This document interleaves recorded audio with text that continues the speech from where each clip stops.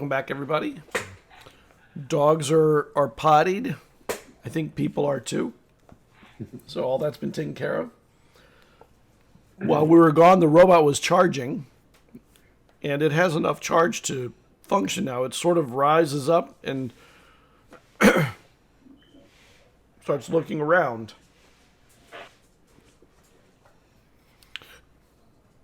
Hi, Rachel. Rachel. And it goes, Ethan, Oliver. Oh, it'd be rougher than that. Oliver, Ripley. Yeah! You know what I mean. Did we ever Helena. Helena. Yo, the robot's learning. This is so cool. Or the robot was listening to our conversations because it did kick on a little bit when we were on the phone. Am I right, Scott? Yeah. Like it did turn on a little bit, right? Because there was a little bit of charge. Yep. And Helena was on the phone. Do you like the name Rachel? New Right. name, Alexa. Alexa. That's funny. That gives me an idea for something. I will take that down. Rachel. And it's like weird hand thing comes up, and you see like a little cabley thing go.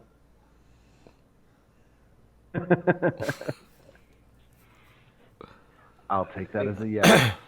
I would agree. Hey. Totally, yeah. I don't think that we should show her the movie though. And you see the, it's Not for now. yeah, probably not. And it's starting to get a little bit later in the afternoon. The day is moving on, and you hear your mom's car start pulling up into the driveway. Rachel, hide. Go downstairs in the basement. Hide in the basement. And Rachel moves quickly, and the cable and the thing that's still attached to it is like kung kung kung down the stairs, and the cable breaks after in half, and the device itself it hits a wall, and it seems to have like broken like out of the box a little bit, and there's some liquid kind of dripping out of it. Oh no! And Grab like a towel and like grab it and try and like disconnect it. And Rachel goes down there and goes to a corner and puts a lamp in front of it that completely doesn't hide her. Oh, let's close the basement. It's about time we meet your mom. Maybe we can distract her enough where she doesn't No, go down. guys, out the door. What? Okay, I guess we'll never meet your mom. Let's get out of here. And he shuffles you out the side door. No. He's like, I'll come get you in a second, and he like pushes you out the side door, and you guys see a silhouette of his mom walking in. You can only ever see the silhouette of her. And your mom gets in, and she seems kind of harried, like she's been super busy at work. Hi, Mom. I see you got some pizza. Nice. Wow, Yeah. You and your friends ate that big of pizza? I'm not Yeah. surprised. You're teenagers. And she puts her hand on your head. I just got to get a few things. I'll be heading back out. You guys have fun. Or you have fun. Not you guys. You have fun. She heads into her room, does whatever it is she does, comes back out. I may be working really late tonight, so make sure you're in by 10 or 11 if you're with your friends. If you're not with your friends, I want you in by 8. Is work going good? Yeah, it's just we're really busy. We've got a lot of things going on. I love you, and have fun. I love you too. Oh, and I had a quick question. So I think that I'm gonna go to the homecoming dance with my friends. It's in like 2 weeks. Is that okay? And she stops in her tracks. Oh, they have homecoming for middle school. Well, that's sweet. Of course it's okay, but for homecoming you have to. Don't you want to take a date? Oh, I have a date. What? Yeah. Ethan is gonna be going with this girl Sarah, and Oliver's gonna go with this girl Dana, and I got a date, and her name's Rachel. I'm outside going, that ain't true. Because I'm getting Dana. Wait, Oliver and Ethan start fighting, like just outside the door. Wait, when did you And meet Rachel? I haven't met Rachel. You've never even mentioned Rachel. Well, I'll introduce you at some point. Make me a charm roll. Oh no, I'm terrible. On your own mother. I'm really bad at this. I get 1 die. I failed. I think I need to meet this girl before you go to homecoming, don't you think? I agree, and I'm totally happy to introduce you before homecoming. I think you need to do another charm roll. That sounded like a lie. All right. Well, I really have to go. I'm really proud of you that you're interested in going on to homecoming. Do you know how to dance? And she goes, "Oh my gosh, turn on the TV. There's a channel called, hold on, I gotta remember, MTV. You would not believe they have like all the music on there, and all the dance moves are available. Like you could learn how to dance from there. I have 2 left feet. I'm not a dancer, but maybe you are." And she opens the door and she smiles at you, blows you a kiss, and heads out. Bye, Mom.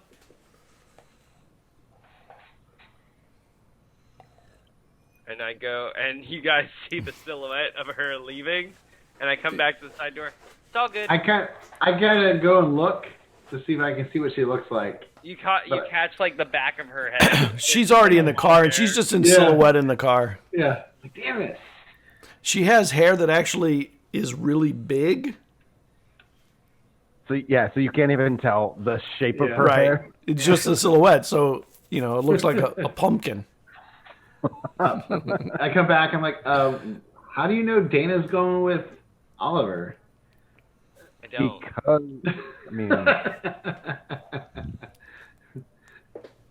Killing me, No, Ripley. I'm not. Killing me. It's like in Powerpuff Girls, the like assistant to the mayor, where you only ever see from like her waist down and just like hair. Yes. Yes. That's funny. So I told you. So would anybody like to set a scene, or do we want to go to another scene? We talked about this. Actually, we brought up MTV too. We were talking about we need to do a montage of teaching the videos. Oh, okay. I like it. All right. And do it. And I think Ripley is also going to have to learn to dance at the same time. Yes. Either that or he's teaching us. Yeah. I've seen this shit. Ripley can't dance. You're gonna learn today. I think we all are. So you turn on MTV, and oh my God, there's Def Leppard, Asia, Duran. Michael Jackson comes on, and the robot like locks on, like almost like it knows this song or something. And we're all dancing, trying to learn the moves. Yeah, you're all trying to learn all the moves. After my mom leaves, I think that we should try to like run a power cord from the power station down the street into the window and plug it into the robot, and the robot can just like watch MTV and learn all the dance moves. That'd be cool. While it's And charging. Maybe it can also teach us afterwards. Yes. Yeah, is it a USB where you can get like information and power? You don't know. You don't know anything like that. Maybe. No idea. Yeah, I don't have any conception of how that works. I'll try to sneak out there and do the cord if you want me to. Okay. So you head out and you plug the cord, and you have this long cord, and it's long enough to go to the thing, laying on the ground, come in a window in the front window, which they probably not the front window, probably the door. You have to leave the door cracked. We were trying to do it in the basement if we could, like Yeah. the basement window, and have the robot. Okay, yeah, you're right, a basement window, because those are the kind you kind of crank out. Yeah. All right, so a basement window, perfect. And then we'll watch TV on the TV in my room in the basement. And you put MTV on, and while Rachel is plugged in, she dances, and you guys dance. Can I get some dance moves from you guys? Can I see a pose or something that looks like you're dancing? I think that would be good to have. Yeah. There. Oh. Ah, the robot, nice. Oh yeah, perfect. I love it. Those are perfect.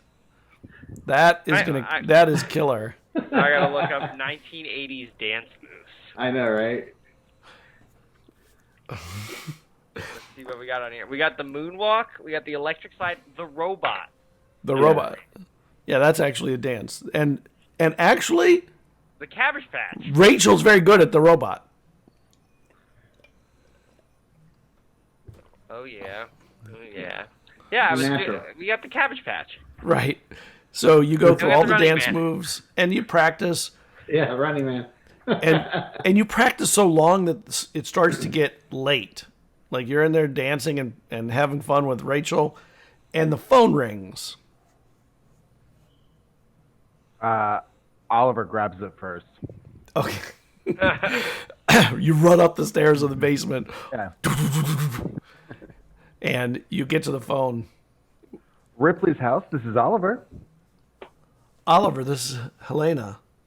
Oh, So I talked to my friend who talked to Dana and Sarah.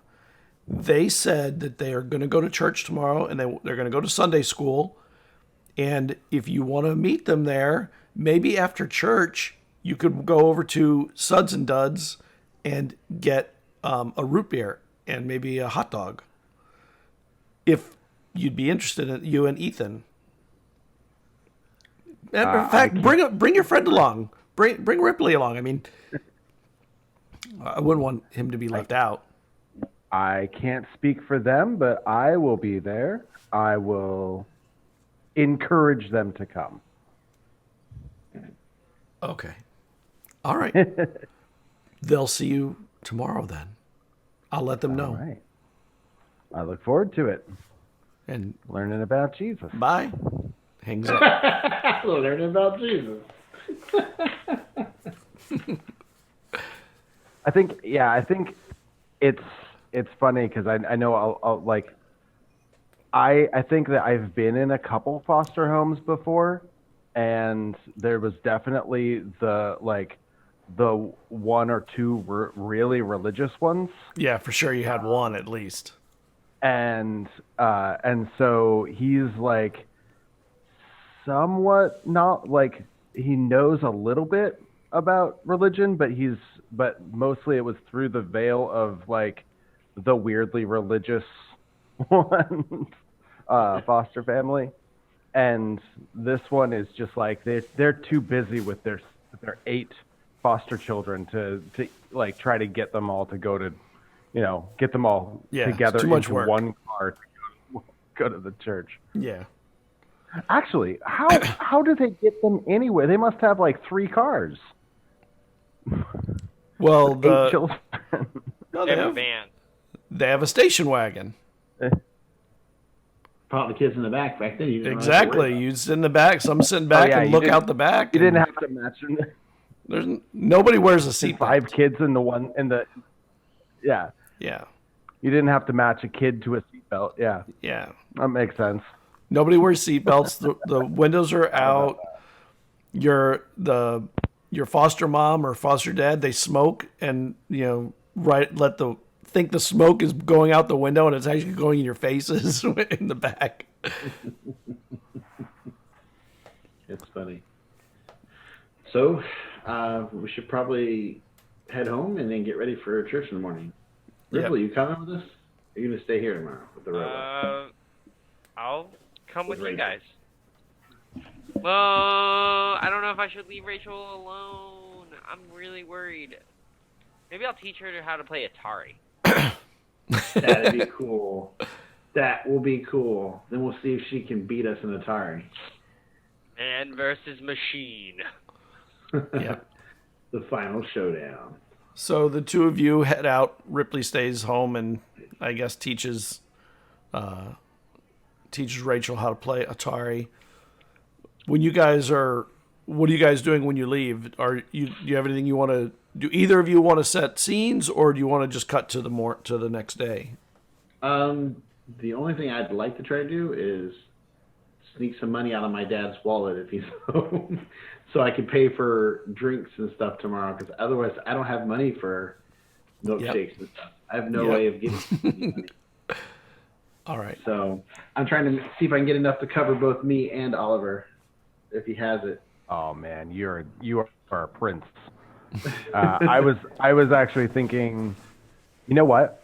I think I'm also going to do a very similar thing. I'm going to try to charm my foster mom into letting me have like $5 or $6 to do that, so that we end up, if we both succeed, then we are both like, we don't talk about it, we don't plan this out.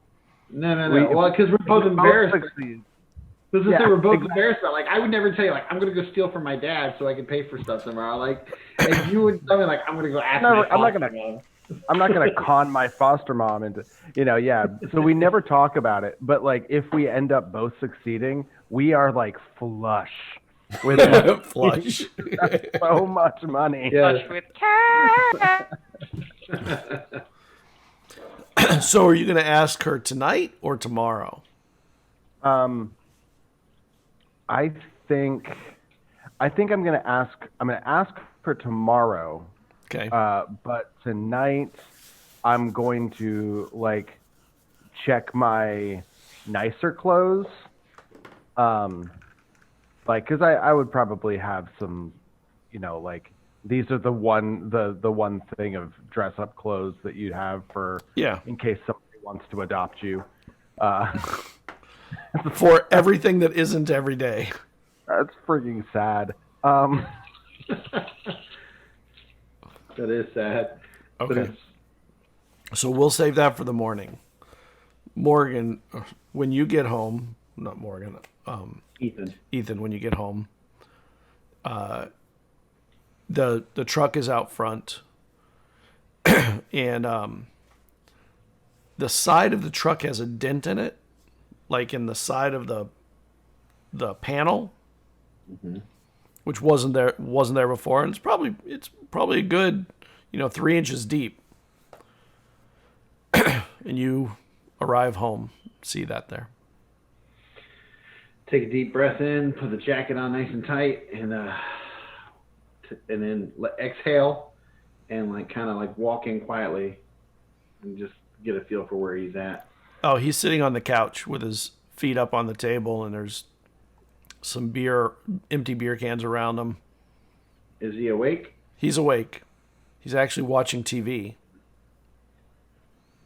Okay. I'm like, hey, Dad. Hey. How was your day?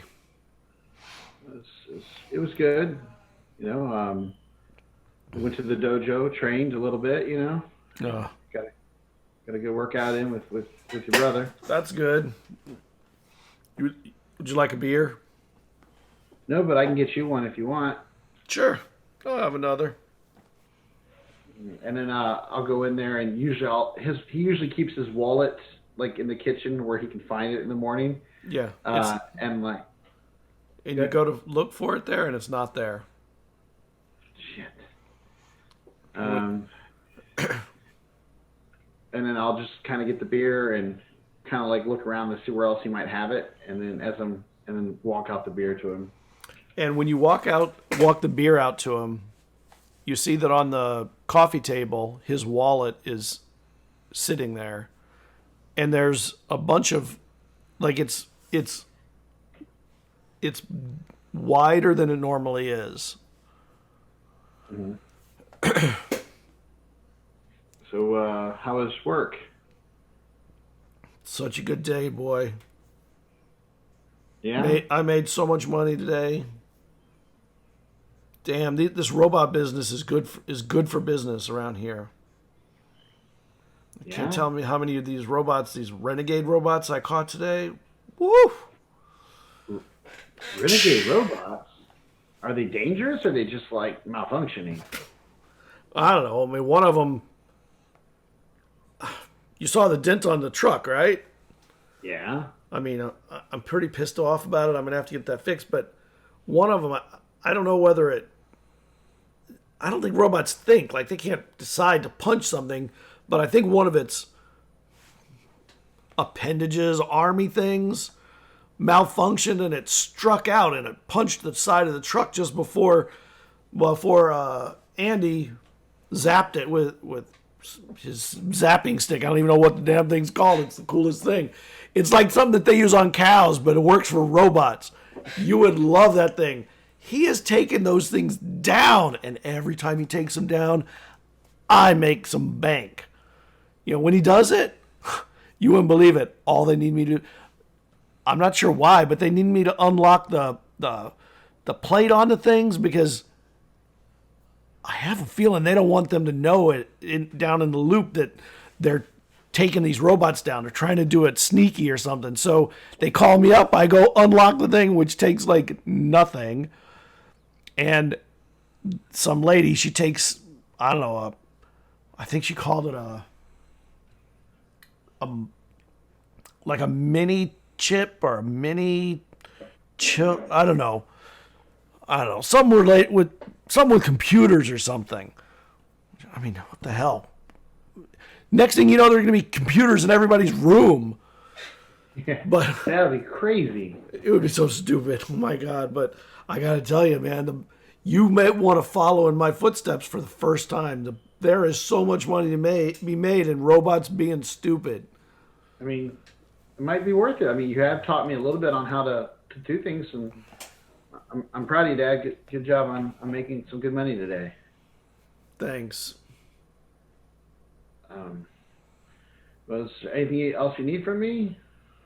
Maybe. Well, tomorrow I need to go take tomorrow's Sunday. Monday, I was thinking maybe you could go with me to take the truck in, because you don't have your license yet. God, kids don't drive early enough yet. When I was a kid, we drove at 10. Well, maybe I could help you drive it somewhat of a distance, and then like when we get closer, you could take over. I mean, you'd like to learn how to drive? You've never shown an inclination for the subtle arts of making trouble. No, I'd love to learn to drive.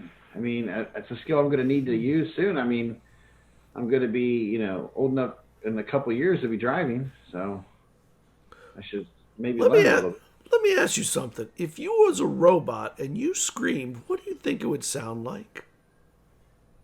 Like a thinking robot. I don't know. Is kind of human but still robot-y? I don't know. I don't know. Kind of like that, but more like a machine. I think they make a sound like that when Andy zaps him with that stick. It's the weirdest thing. It's kind of haunting. It's bothering me.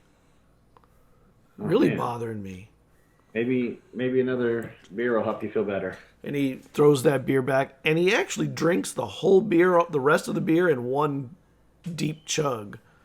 Yeah, give me another beer. Okay. And when you open the fridge, there's something surprising in there.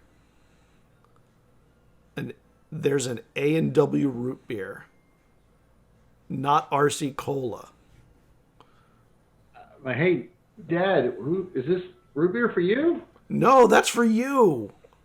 I forgot to tell you. Oh my God, I'm getting so tired, but what the hell am I watching? And there's like just the Late Show or something on. Is it It's Dallas? not, maybe it's Dallas. That'd be great. It's Dallas. He's watching Dallas.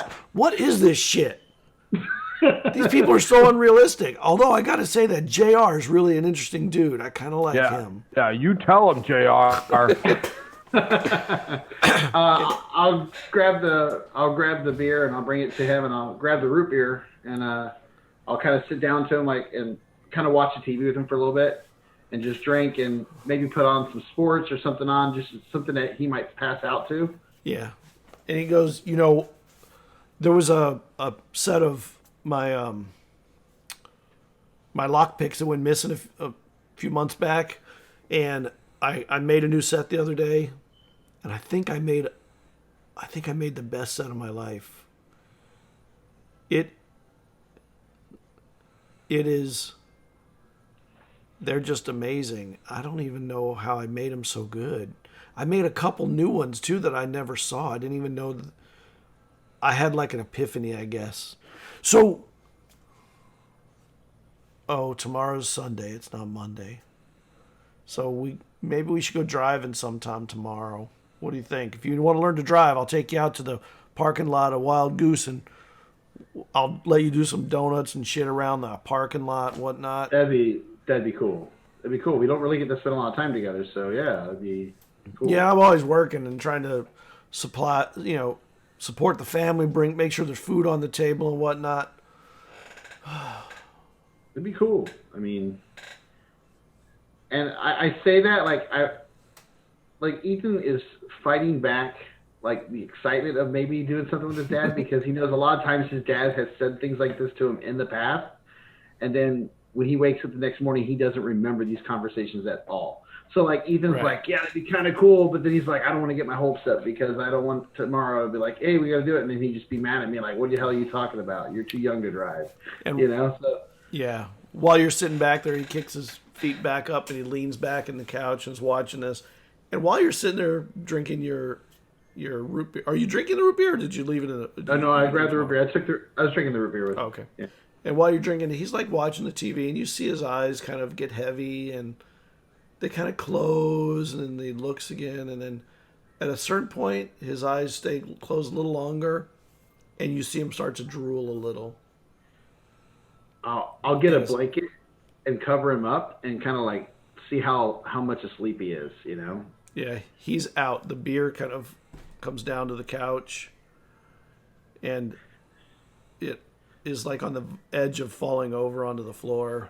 I'll grab the beer and like kind of make sure it doesn't fall over, and I'll grab like his keys and his wallet, whatever's on there, and I'll act like I'm taking him to the kitchen. Okay. And then I'll set it where he always puts it, and then I'll try to reach in and take some money out. Okay. Just enough to cover like I said, the drinks and the food for me, him, and the girls tomorrow. Yeah. Not a problem. You get like $5-6 out. Should be plenty. And then I take a deep breath and I go to my room, lock my door because I always lock my door because how he is, and then I never know when he's gonna wake up and be crazy. And everybody sleeps through the night. You teach the robot to play Atari. Within about an hour, it's as good as you are, Ripley. And then I'm gonna throw on, after we play Atari, I'm gonna throw on some TV, and we're gonna watch one of the greatest American television shows ever. Knight Rider came out in 1982. Oh yeah. I throw on Knight Rider, and we're watching it, and Kit comes on, and I'm like, Rachel, it's like you. Look, that car can talk. And Rachel's head turns to you. It's like me. Yeah. It can't dance. That's true. And I think this child, I think that Ripley is unwittingly just like feeding information into this robot as fast as he possibly can. He like throws on Knight Rider. They like played video games. He's like showing it like he like has, and I think it's, I don't know, maybe Rachel just keeps getting smarter and smarter the more he does stuff with her. And you're up late watching these shows and stuff, and you hear your mom's car pull up after a while. And then you look over the clock and you realize, oh my God, it's 2 a.m. Oh shoot. Rachel, hide, closet. I have to go to bed. My mom's going to catch me. And she stands up and runs to the closet, carrying the Atari and and her backpack, and gets in the closet. And I like turn the lights off and I throw the covers over myself and I like pretend to be asleep. And your mom comes in and she turns the light on that's on the stairs. And she comes down and checks on you. Oh. And she wakes you up. Come on, Ripley. You need to go up to bed, okay? Can I sleep down here? Come on. No. It's not good for you. Oh, okay. And he goes upstairs and like fights the urge to not look back at the closet where Rachel is hiding.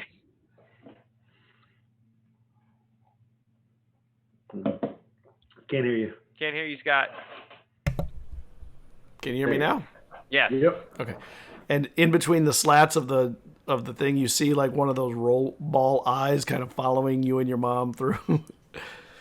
And this is where we'll cut this scene. And we'll leave the scene. You go up to bed, and even though you want to stay up longer, you fall asleep in bed trying to stay awake. Yeah. And we cut to Sunday morning, church. And we're going to start over with Oliver, who has a duty to do today. All right. I'm dressed in I've got my scuffed shoes, but they are like, they're dress shoes, but they're a little scuffed. I'm like trying to shine them up. I'm wearing some gray slacks and a button up shirt. And I even have a tie, but I'm wearing it. A clip-on. Like, oh no, it's a regular. It's a real tie. Yeah, I've got it tied. Somebody tied it for me, and I've just like loosened it and pulled it over my, and then put it back and pulled it back up. But I've got it like I'm wearing it fashionably, like with the top button unbuttoned and like, you know, loose, like, you know, like the dad who's had a hard day at work. Yeah. But he thinks it's very fashionable. That's the style. Yeah.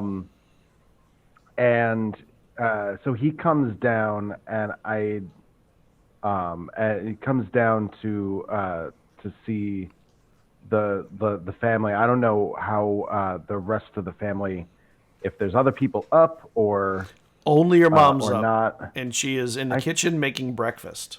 Okay. Hi. She doesn't even notice you when you come out. Hi, Kareen. Oh, you're up. What? What's all this? Yeah, a girl invited me to church, so I don't know. And she turns around and she looks at you for a moment, and she grabs her pack of Viceroys and she takes one out and she lights one up while she's cooking. Wow. Yum. Those eggs are going to be great. So a girl asks you to church, and you're going to go to church. I think that's wonderful. I'm going to check it out. see what it's about. Who's this girl? You know. And then the door and opens. And her name's Dana? yeah, the door opens Oh. and one of the girls comes out. It's Julianne. She's like, it's Dana. Okay. It's Dana Bash, Mom, and Sarah McAllister. The two of them, him and Ethan, are. I think they're trying to go on a date with them and ask them to homecoming. At least that's the rumors that went around last night. And she just raises her eyebrows at you. You know, I don't really care about the rumors. I don't listen to the rumor mill. Well, I created the rumor mill. I don't go in for gossip. You know me. I'm not one to gossip, but I've heard that you don't actually have anybody to go to homecoming with. So sounds like you're just jealous. you don't know anything about me. I have a date. As a matter of fact, there's 2 boys who are interested in me, and I am going to make a decision this week.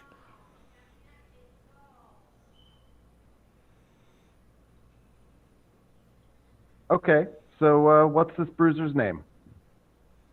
Oh, wouldn't you like to know? As if.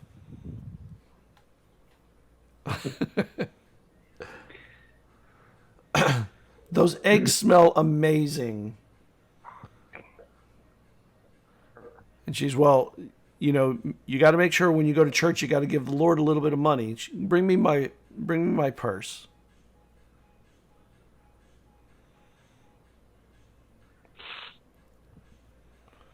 So And I do. I bring it over to her. And she goes, well, make sure you give the Lord his 50 cents. And she gives you 50 cents. Actually, we were talking about maybe going out to Duds and Suds after. Oh shoot! I shouldn't have said that in front of you. And Julianne just looks at that and smiles. And you know that that's never good when she smiles. Like I just have like a moment of like.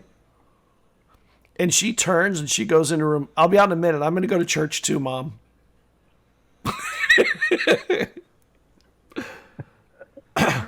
Great. And she looks and your foster mom looks at her, and you know, anytime anybody calls her actually mom, it kind of warms her heart a little bit. And she goes, all right, here's another 50 cents for the Lord. Make sure the Lord gets that $1. And she goes through it, and she goes, all right. And she gives you $1, and she gives you another $2.38 in change. I hope this will cover it. I mean, if you maybe keep it to just sodas. I mean, you can get a hot dog for that, maybe 2, but you won't be able to get a whole lot. I'm sorry, I just don't have any more on me today. Okay. But good luck on your date. It'll be great. I don't know if it's going to be a date. Thanks, Mom.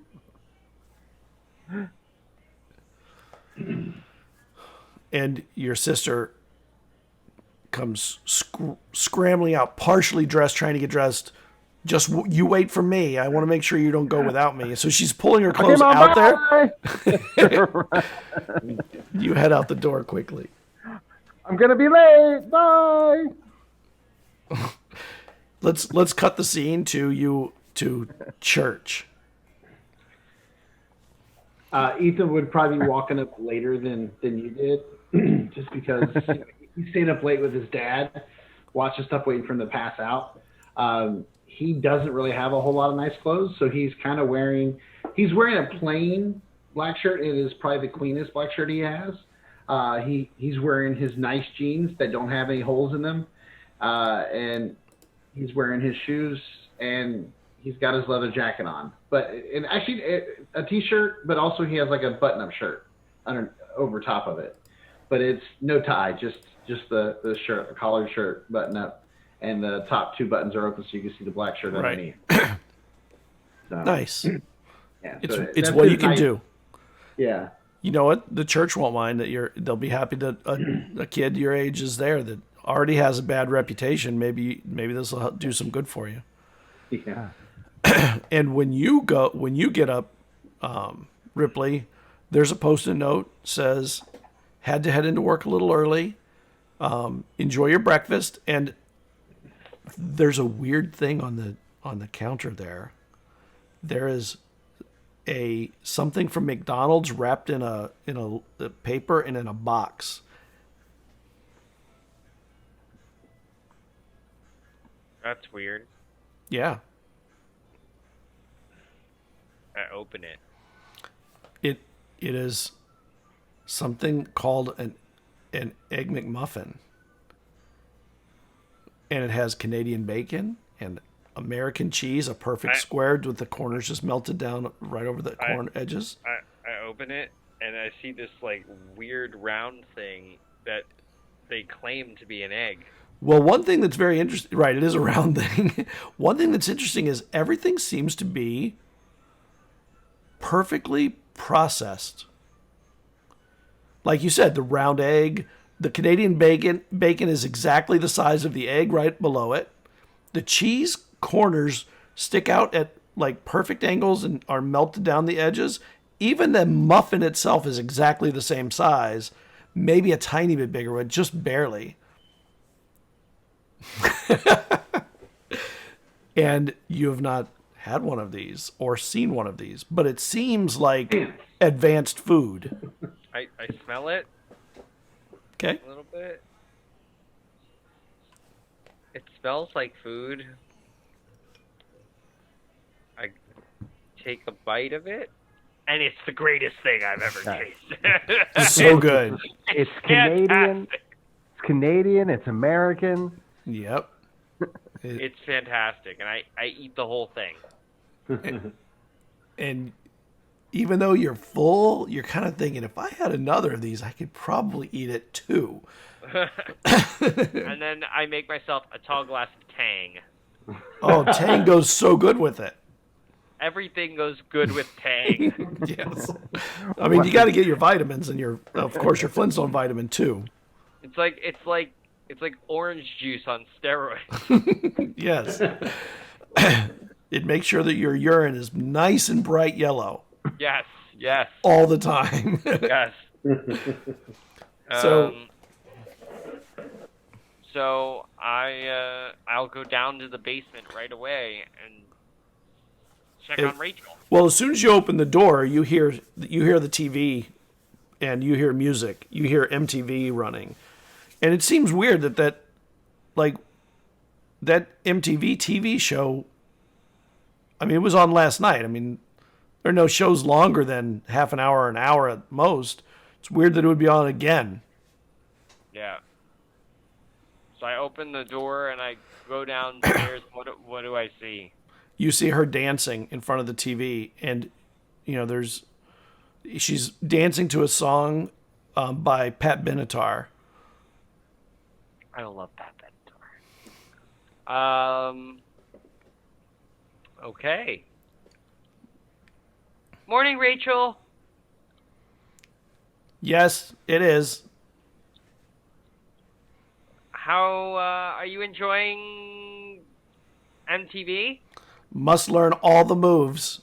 I think that's fantastic. And then you can teach me how to dance?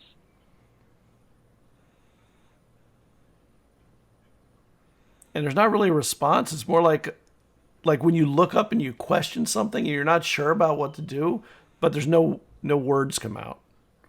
And then the song changes, and it's what's another good song? 1982, The Cars. It's Just What I Needed by The Cars starts playing.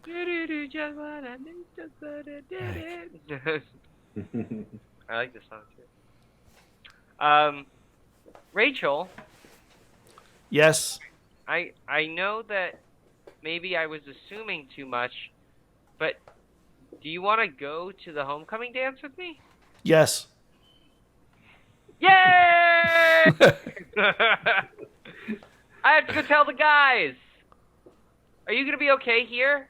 Yes, I am learning dances. Great. I'll see you later. And I'll run upstairs and I'll put on like nice clothes and I'll run down the street towards the church. Okay, you head to the church. It's a little long walk. You have to go past the stores and everything and go across. You have to cross the highway. If I remember, it's I-3, I think. So there's like one highway that it's like 6 lanes wide. It's the main roadway, but it's like 6 lanes wide, and it is like scary crossing that. You really got to be like on your toes. But it's Sunday morning, not too bad. And all 3 of you kind of converge at the crossing. You have to cross here, and it's another block or so to the church, and you're all out there, and you're all in your finest duds. Oh, one thing I would have liked to have done is leave my dad a note letting him know that I was meeting up with my friends for a little bit and meeting a girl that I might try to take to a homecoming. I leave a note saying that, but if he still wants to teach me how to drive, I'll be home later. Okay. So that way he doesn't think Good I just note. ditched him. Right. Okay. And you've converged across the highway from the church. And there are other people kind of gathering and crossing the street here too. You know, obviously they're going to church, they're dressed up and, you know, in their nicer clothes. And you hear Julianne go, "Oh, look at all of you, your finest clothes, waiting for Dana and Sarah. Wonder who Ripley's going to be going out with." Well, I heard you had a crush on Ripley, which is really weird because Ripley's definitely not your type. out of your league. Yeah. You wish. Yeah, we're all in our finest clothes, and you're in that. Yikes. Burn. Well, are we going to cross or are we going to wait here all day? Well, And you she can starts stop in the crossing. middle. There's like a crossing light, but she's not waiting for it. She just goes anyway. She jaywalks for sure. Oh, where's a station wagon when you need one? I like laugh and like elbow you, like that's good. That's good. That was As good. we're walking, Ripley, like, she gets far enough ahead, and Ripley, like, tugs on Oliver's, like, elbow, like, on his shirt, and he goes, "Wait, is your sister actually into me?" Yes. Yes. Yes, she is.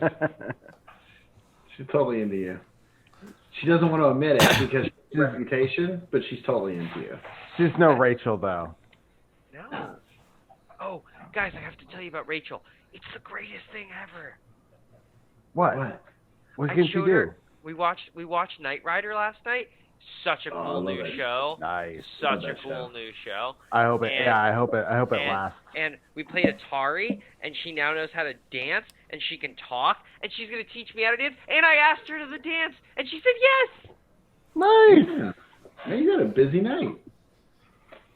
Yeah, how'd you fit all of that in? Like you must. How'd you fit all that in the time between when we left and She learned 10? really fast, and we were up until 2 o'clock. Actually, I don't think she sleeps.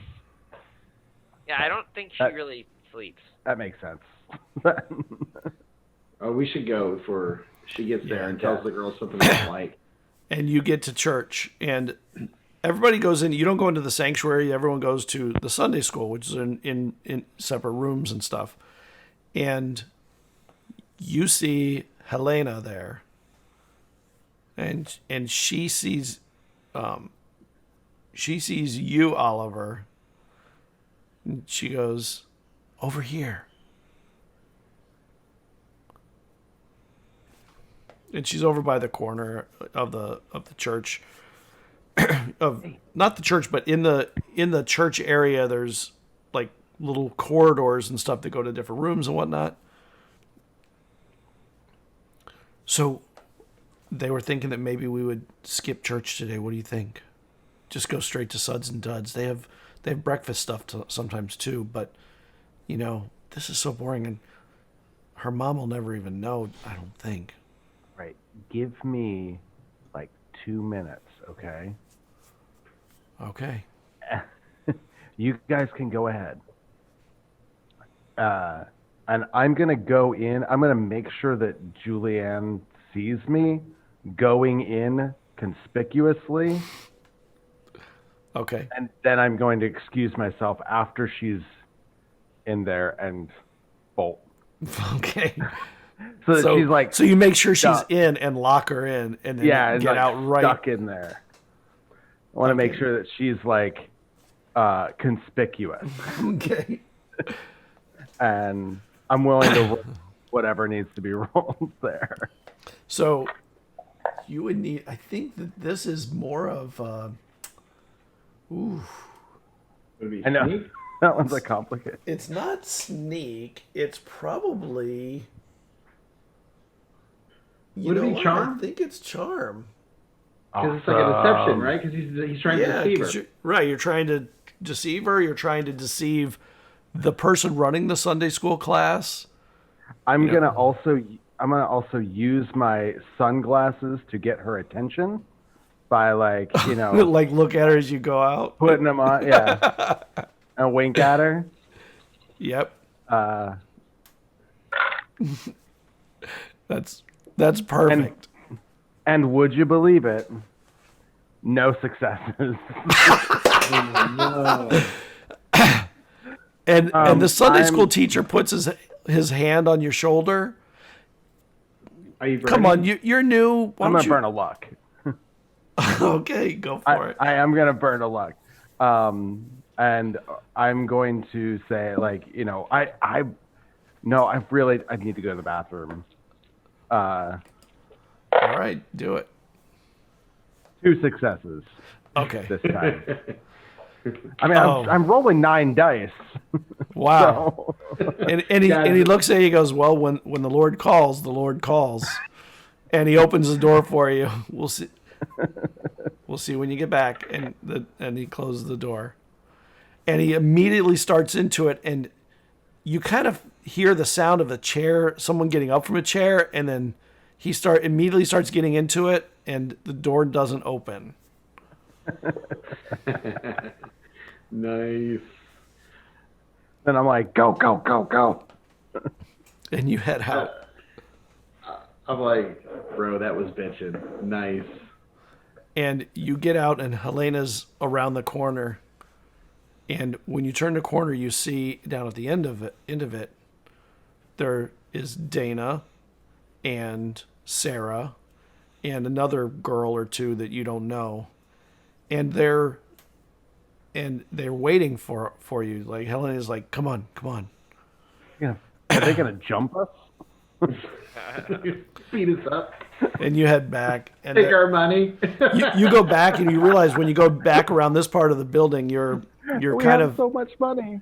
you're in the parking area for the people who work at the church and stuff like that. And they just stop there and they kind of lean on the wall like, we can't go to Suds and Duds yet. My mom's going to want me in church, in the service. And one of the girls takes out a cigarette and hands her one, and she takes one, and they light up two of them light up cigarettes. You want one? And they're Sure. Sure. What would they smoke? Lucky Strike. No, those were like horrible dude cigarettes with no. It'll have a filter. Yeah. Not being a smoker, I don't know. Marlboro, Camel. Are they steel workers? Yeah, exactly. No. Yeah, menthols for sure of some kind. Camel menthols. All right, Camel menthols. No, Raleigh. That was one that I think that they might have been smoking. Raleigh cigarettes. And they asked if you want one. Yeah, I'll take one. And they give you both one, and they give one to Ripley too. You want one? You're Ripley, right? You're Ripley, right? Okay. Yeah. You never smoked? No. You'll be like You're like cute. a machine. And the girl, Sarah goes, you're cute. Brooklyn, stop. No. I didn't turn it off. You actually Now it you did. turn it off Now now. I turned it off. Shut up. Shut up. He's sitting on the couch and the door open and he starts barking. Oh my God. All right. So, they give you cigarettes and they light up with, matches, obviously, because they don't have a lighter. Mm-hmm. And they like, oh my God, these things are horrible. If one of them is like, they're not that bad. And it seems very obvious that this is the first time they've ever smoked a cigarette. And they're just like, and Dana goes, I'm not smoking this anymore. This thing's terrible. And she throws it down and puts it out with her shoe. She has like little tiny heels. It's pretty. What about you? Do you smoke it? I smoke it, although I realize immediately that there's a big difference between living in a house with two smokers Yes. and actually putting the unadulterated poison into my lungs. Oh yeah. It's usually filtered by their lungs first. Yes. Ethan, when he smokes it, he looks like he's natural at it. Yeah. And it's because his dad has made him smoke with him when he's drunk before. So he's now Get over here. Get over here. You're going to light one up with me. I'm like, all right. So, like, Put hairs on your chest. And you've never seen me smoke because that's not something I do, but you're actually surprised. Like, I'm like all like chill and cool about it. It's like, yeah. So this here's Carrie and Stephanie. These are our friends from school too. They kind of heard that we were going to talk today and they wanted to come along, and they're friends, so it's all good.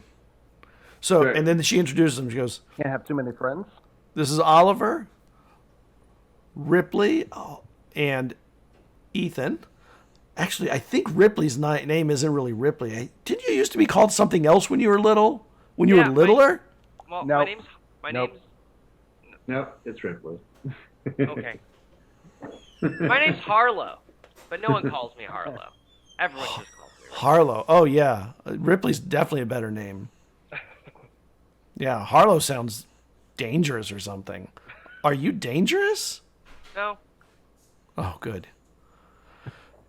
and they leaned back against the wall, and Sarah didn't actually get rid of the cigarette. She still got it, and she's going to continue trying badly, coughing a lot.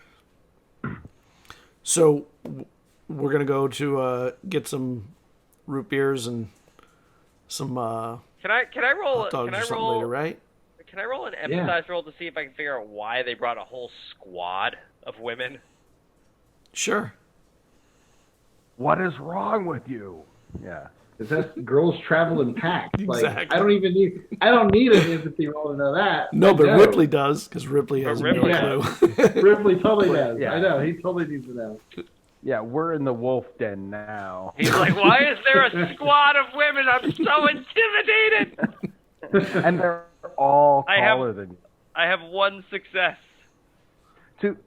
And to be fair, at 13, they're probably taller than all of us. Yeah, they are.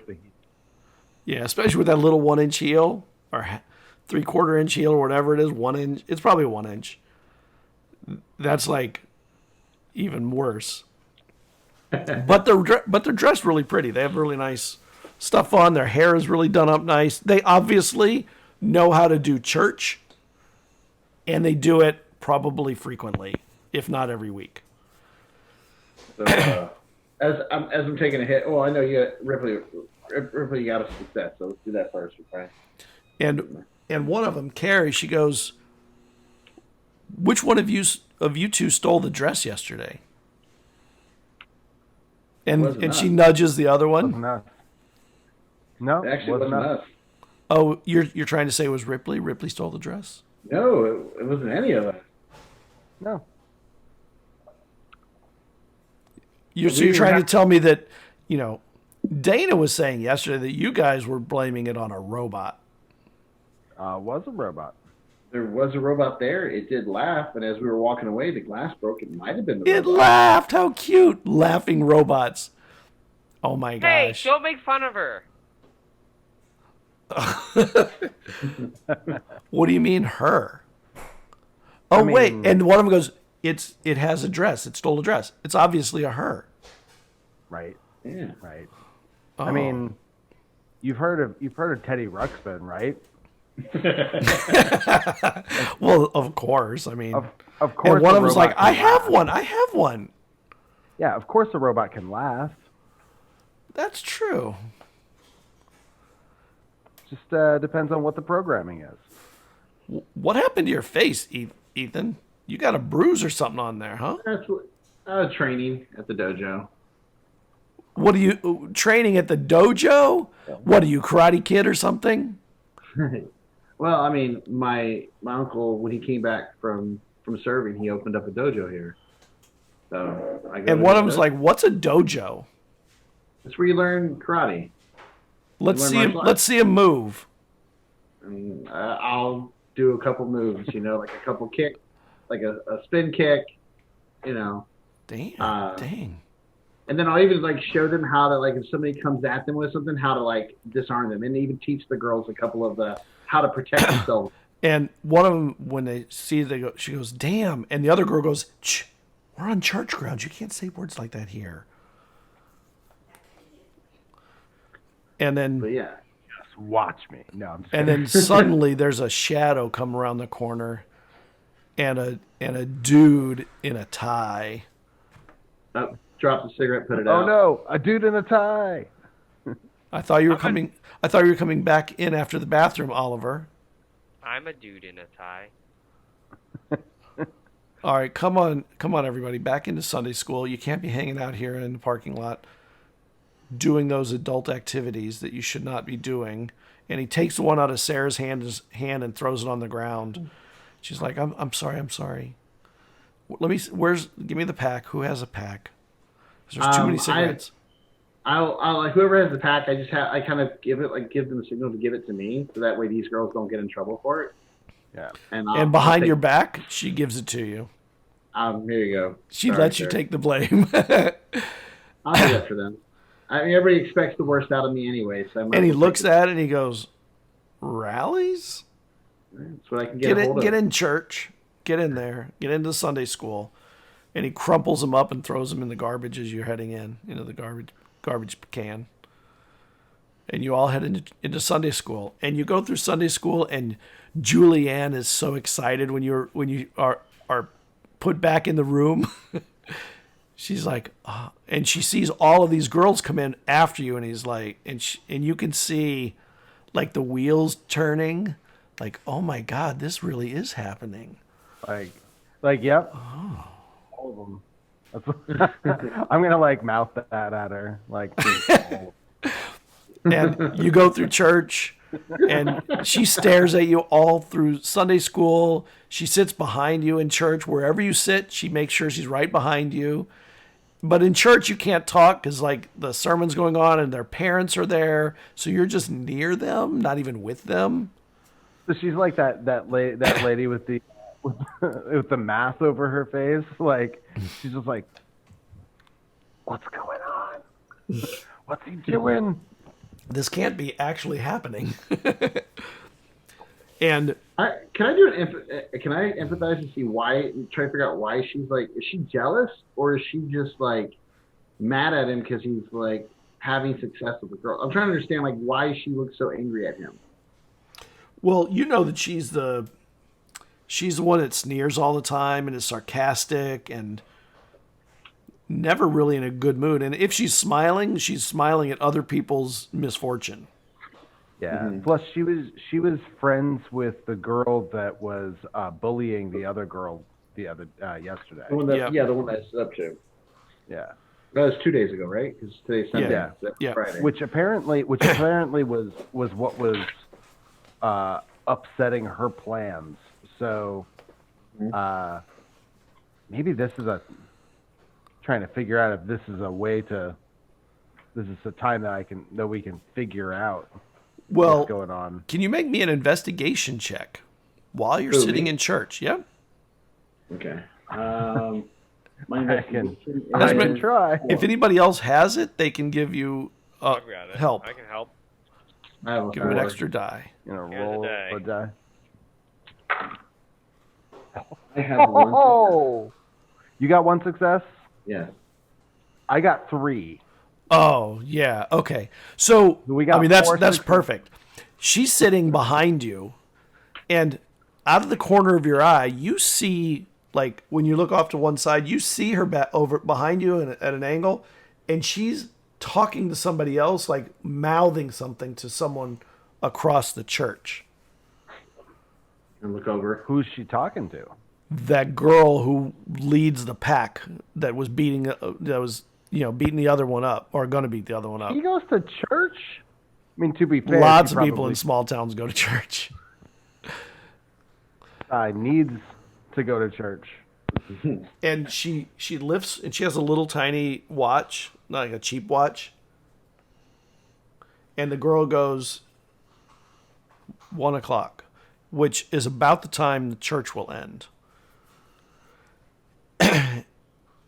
And she looks back at you guys, and she gives a thumbs up. And you can tell that she's disappointed suddenly in a way that didn't necessarily make sense, but who knows? Maybe we'll later. But you got so many successes. You know that she's planning on getting together after church with her. And her disappointment is obviously that she's not going to be able to cause problems for you guys.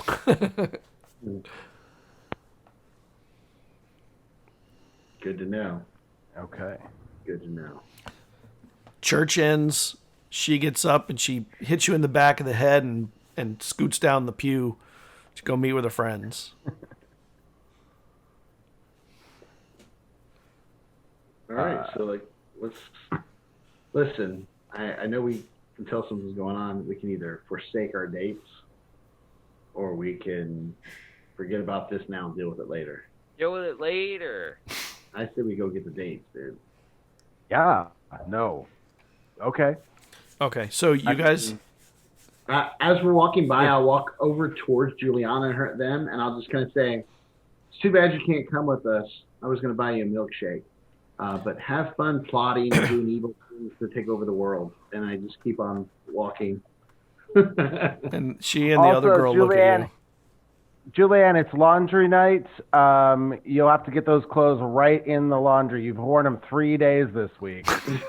That might have been worse than what the other one said. I'm out. Burn. I'm out. And you're heading out. And as you're heading out, Ripley comes last. You see Julianne handing a bunch of money, dollar bills, ones, to the other girl. And the other one puts it in with a bunch of her money. And it's like a wad of money, a wad of ones, but a wad of it, like a real amount. Not like $3, but maybe like 20 or $30 maybe. Who knows? Wow. That's a lot of money. Heist. We need to do a heist. Stealing from the collection plate? You steal from the bullies. No, it's from the bullies. Selling drugs. The drug dealers. It's the only way kids can get $30 is if they're selling drugs. That's for sure. You guys had to meet up at Suds and Duds. It's a bit of a distance, but you can do it. You can get there. And as you're going, you see Meg heading in. I mean, you have to go past Lums. You see her heading into Lums in the morning, And she goes in, and through the glass, she doesn't notice you. You see her maybe put something up on the regulars board, and then head back to working. Are we going right past Lums? Yeah, you're going right past Lums. I'm gonna, because I'm in my like nice clothes and my hair's done and stuff like that, I'm gonna like knock on the glass and like wave, like. She waves you in. Oh, 1 second, and then I go. Ripley, this guy's killing me. And you walk in. The moment you walk in, she's like, "Look at you, a little tie." And she grabs your tie. It's a real one too. Yeah, That is sharp. You look so sharp. Thank you. Oh. And she like, hold on, and she kind of cleans it up a little bit and makes it like dead on perfect. Maverick, Right. she adjusts it so the bottom comes right to the bottom of the belt, and just.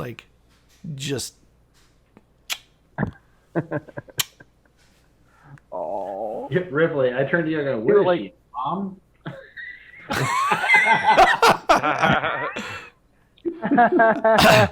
right. Well, I got to get to work. I just wanted to see you like this. You look so nice. What is her? Does she hear him say that? I'm outside. We were outside. No, they were outside. Right, they were outside. You went in. said, And they hold stayed on. out. You went. Oh, okay. I thought he was like, he's like, what is she? Your mom?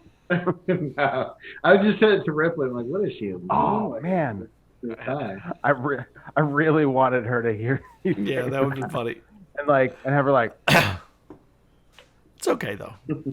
yeah, And no. she throws over her apron, and I got to get to work. You look so nice. Were you at church or something today? Yeah, just at church, talking. Got invited by some girls.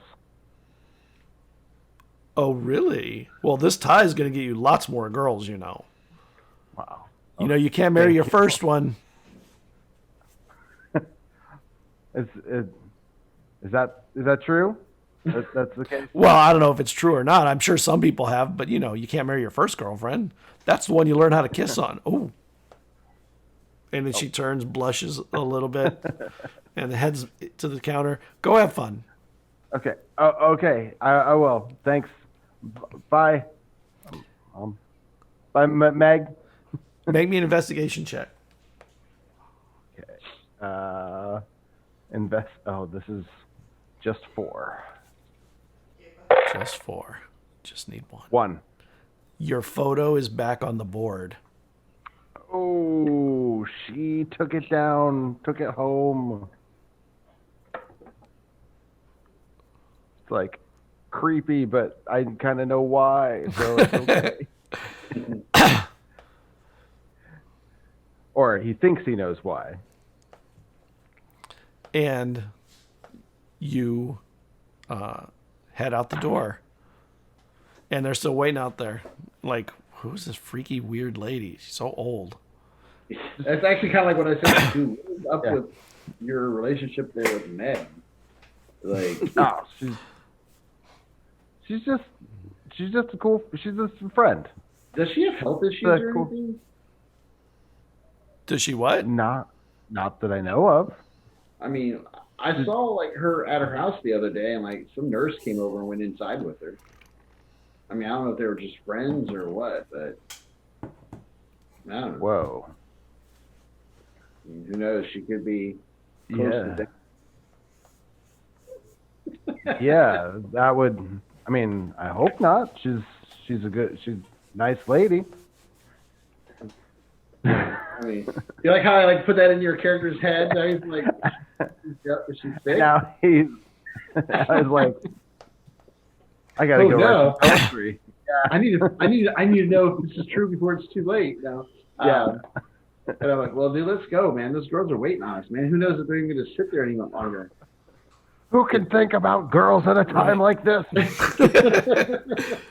Your mindset is all off now.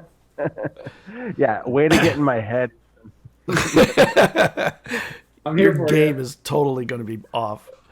Finger guns. Yes. Hey, your mom's gonna die. Oh, Dana, how you doing? Yeah. Then maybe both of our moms will be dead then. So Damn, this got dark all of a wouldn't sudden. you just love that? Really dark. And Oh, we're yours gonna is next. yeah, we're gonna cut this scene. We're gonna jump to Yeah. Suds and Duds, just already there. No need to bother with all the traversing the space. And when you get there, they're already sitting there. And, it's the 4 girls.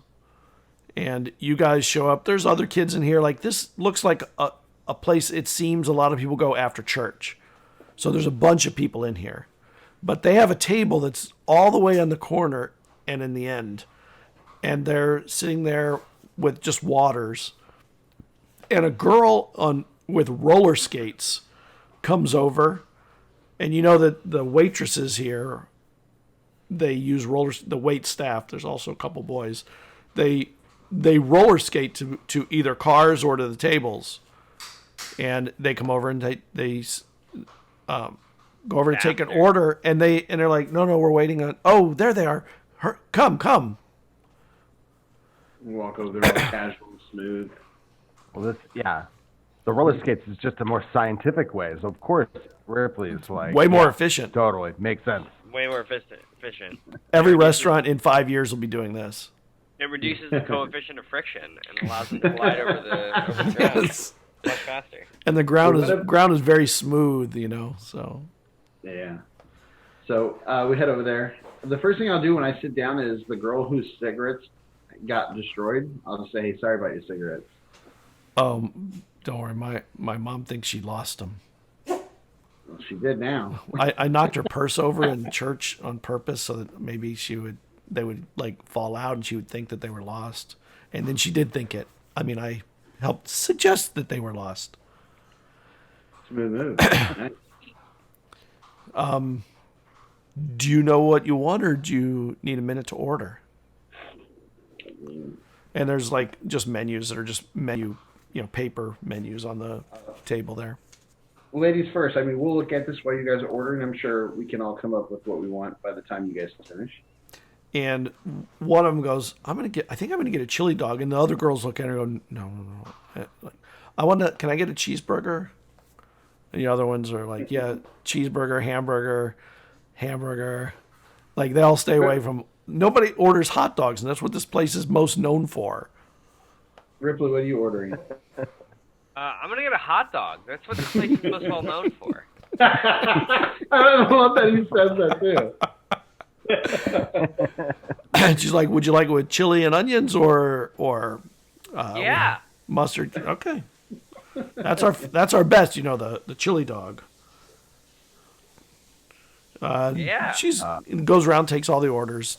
What are you guys getting? I'm getting a chili dog, no onions, Okay.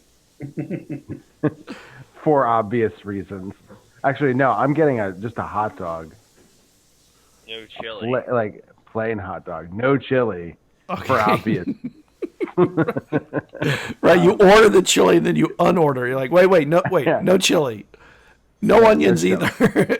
No, And you Ethan see them like when he says no onions, like nudge the other one, and they look at each other for a moment and laugh and like smile, not laugh but smile. I'll sit there and say, well, actually, I know you guys have great hot dogs, but I really love a good cheeseburger. But can I get chili on my cheeseburger? Like a chili cheeseburger? Yes, of course. Yeah. Well, we can Oh, get you that. And you guys order your food. Do they have what's not like the Chicago dog with the Yes. Ooh, yeah. Yeah. yeah. They say that Getting they hungry. drag it through the garden. Yeah, and they have root beer here on tap, and they make root beer floats. That's a big thing too. Ooh, I want a root beer float with my chili cheese dog. My Okay. chili dog. Onion dog. My chili Chili onion dog. It's chili onion dog. And Yeah. it'll have cheese too, but all that Yeah. stuff. So you order, and the girl skates away, and the girl's sitting across from you. You're like, so we got in trouble at church together already. That's pretty interesting. Well, hopefully think- you guys don't get in too much trouble. I try to take the fall for you. Well, it seems like the three of you are troublemakers and are going to cause all kinds of problems for us. Well, I mean, what a meet cute, right? We do our best.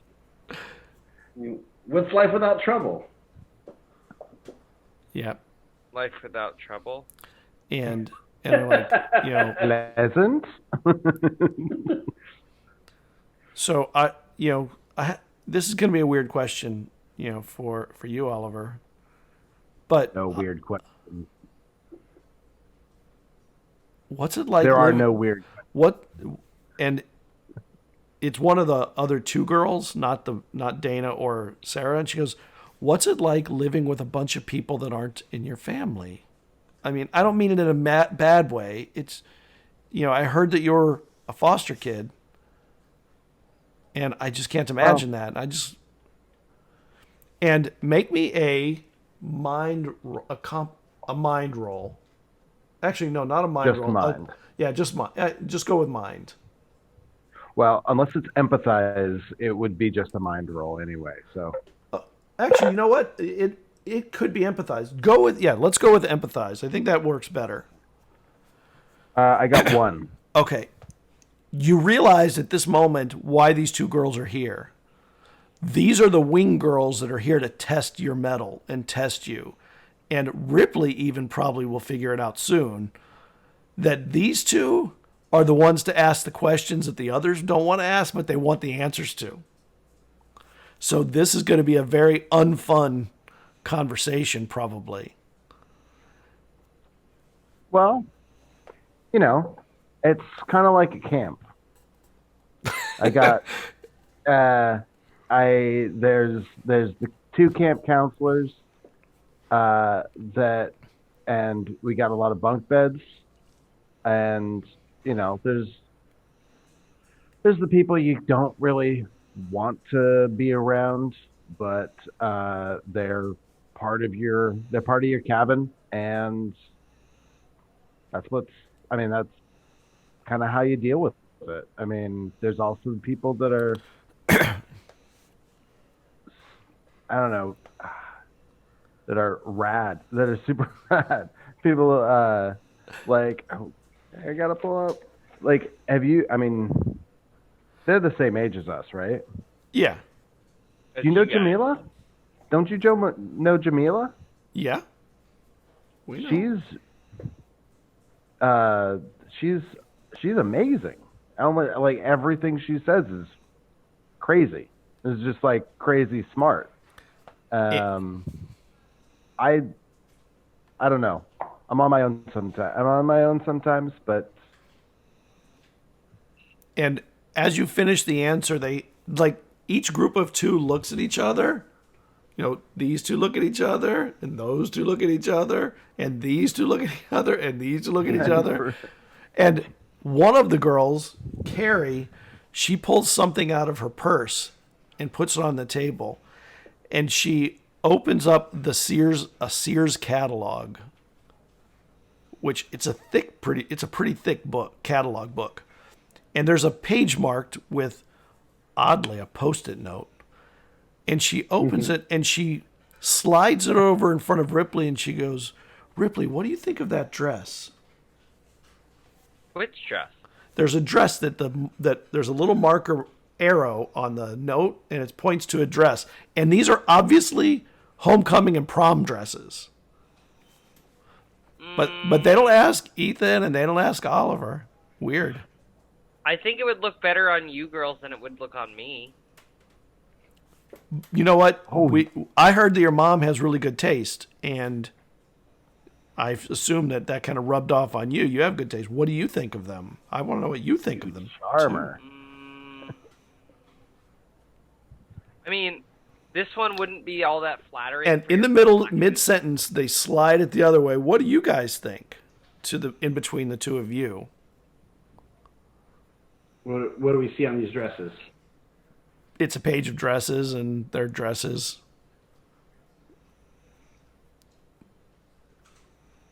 I'll let Oliver go first. Of course you will. I like that one. I like the color. Are you pointing to the one with the arrow or the one without the arrow? Or one without the arrow? And there are 6 dresses on the page, and only one has an arrow pointed at it. I'm going to go with the, like, there's a teal one. Okay. That is not the one that the arrow is pointing at. And what about you, It's Ethan? Now, the one that the arrow is pointing at, it's what color is it?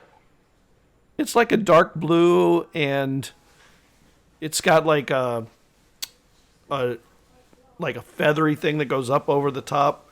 It looks dramatically different from the other ones on the page, maybe a little bit more adult and I would say sophisticated, when all the others look fun and like more youthful. Well, I see you guys have this one marked, which either means A, you guys really like this one, or you're trying to trick me. I do think it looks really good. If somebody was to wear this, it definitely makes them appear to be more of an adult, like they're more mature. But I also really like this one over here, and I point to one that looks like a coral color, because coral looks good on everyone, no matter what your skin tone is. And they look at each other and really, and they yes. really 100%. By the way, 100%. That is scientifically accurate. Coral looks good on everyone. and Carrie slides her fingers under the cover and closes it, and puts it back in her purse. And they don't say anything about the dresses after that. They don't answer questions about it. They just... It's a freaking Voight comp test. They're giving us a Voight comp test. So It funny. is. Why wouldn't I turn the tortoise over?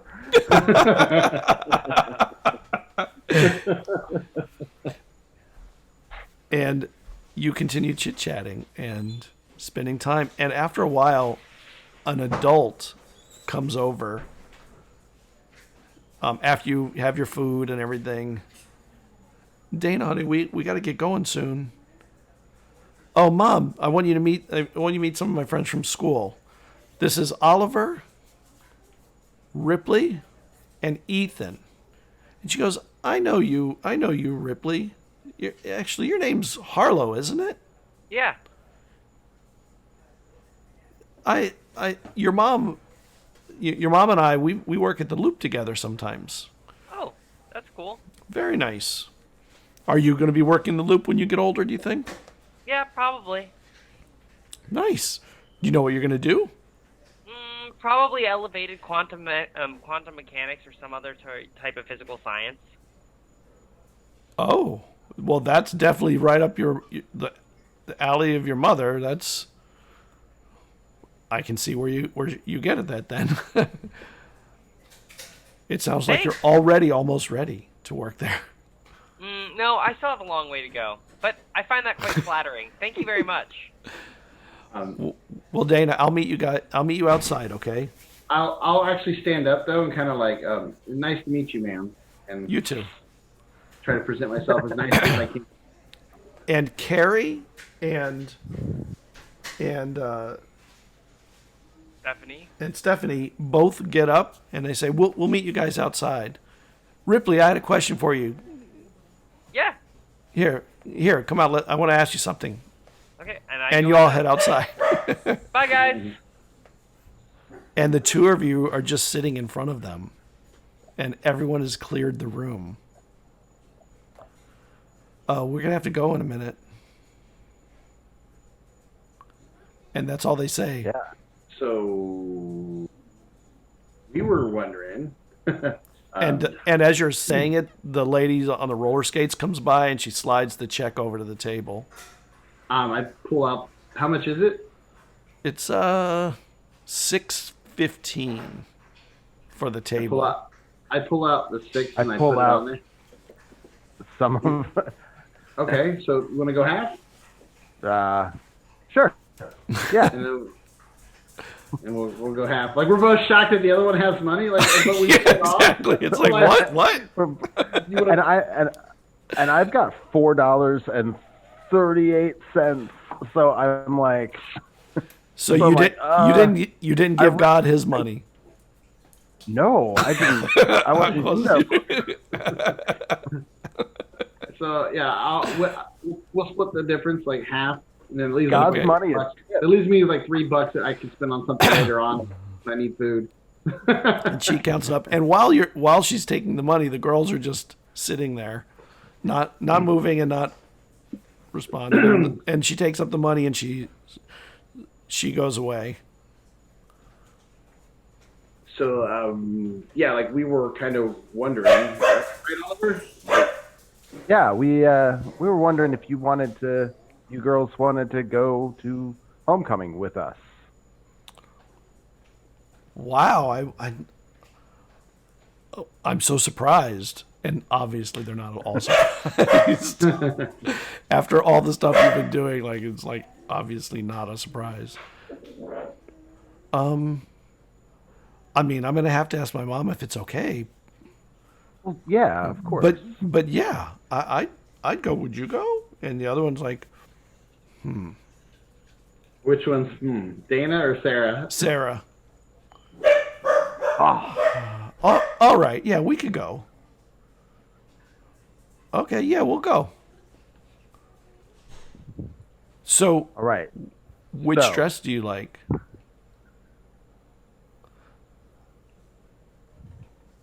Wait, for us. Which dress? I like whatever dress you guys like for yourselves. And they look at you, and their smile turns to are you? No, and I'm not kissing your butt. I'd rather you be comfortable and happy with what you're wearing. I'm not worried about what I like. So I totally catch it. That's what they're thinking. I'm like, no, it's not like that. So happy. So how are we going to do this? Are we going to meet you there? Or are you going to? Is your dad or something going to pick us? Your dad's going to pick us up or something? I've never done a dance like this. Me neither. This is uncharted territory. Yeah. We'll figure it out. We'll talk in school. And yeah, okay. All right, we can do that. Yeah. Maybe I could talk to my uncle. Maybe he can give us a ride. Yeah, that'd definitely be better than Dad. Yeah. Because I have no intention of having Dad drive us. Hop in the back of the rock truck. All right, so they stand up and they go, and like they're kind of glowing, and then they say, "We'll see you at school on Monday, or we'll see you at school tomorrow," and they head out together. But what's weird is we still haven't decided. Haven't got no idea. You don't know who's asked who. I feel like as they say yes, we're like yes, and then as they walk away, we both kind of look at you like, well, wait, who? Who was I sitting across from at the time? You were sitting across from. You were sitting across from Dana. Yes. That's what it means.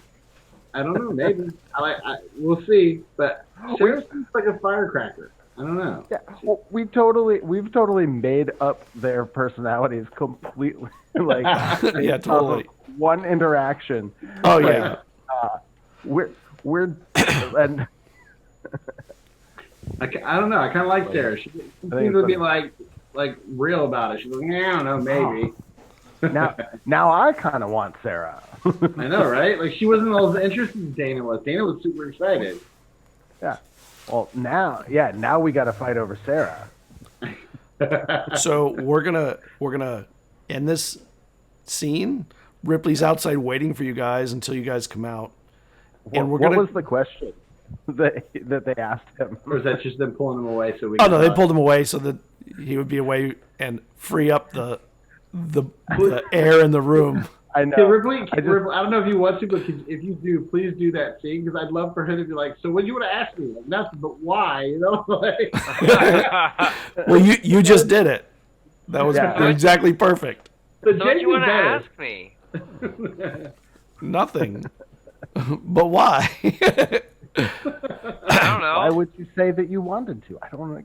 Anyway, you know, we're getting pretty late. We're already at 11:20. So let's do a montage of what's going to happen during the week. Okay, there is one scene that's going to happen that I think is really important, and we're going to cut to that soon enough. But basically, you guys, throughout the week, there's lots of fun glances at school, heart palpitations, inadvertent. There's even like a brush of a hand against your hand in the hallway or at your locker from one of the girls as they're walking by. The two of them are usually with Carrie and Stephanie too. They kind of work as a pack. On Thursday, and you go back to home and the robot's still learning dance moves and you guys are learning dance moves and all that. Had a great time with Rachel. Yeah, a couple of times though during the week, you see that dude with the pole taking down a robot. And every time it happens, it sort of freaks you out. Like it is. And one time it happens when you're close enough, you hear the robot go, ah! And its power goes down. And you would swear it was a scream if a robot could scream. And it's sad. I think I would tell them the story of what my dad told me too. Just so you guys heard, like, my dad told me that they did that when he was helping this guy. No, we can't let them do that to Rachel. No, we got to protect Rachel. And on Thursday, you're at home, you're at Ripley's house, and there's a knock on the door. Your mom's not there. You didn't hear the car come up. It's probably the lady across the street. She sometimes comes by for stuff. So I go up to the front of the living room, and there's like a big bay window with a curtain drawn, and I look out the curtain. I can see who's at the front door. And there are 4 girls, and they're looking at you, looking at them, and it's Dana and Sarah and their friends. And this is like a couple hours after school, and they're still in like the clothes they wore to school, but they just showed up. Ethan, Oliver, the girls are here. What? Let them in. Okay. And I'll open the door.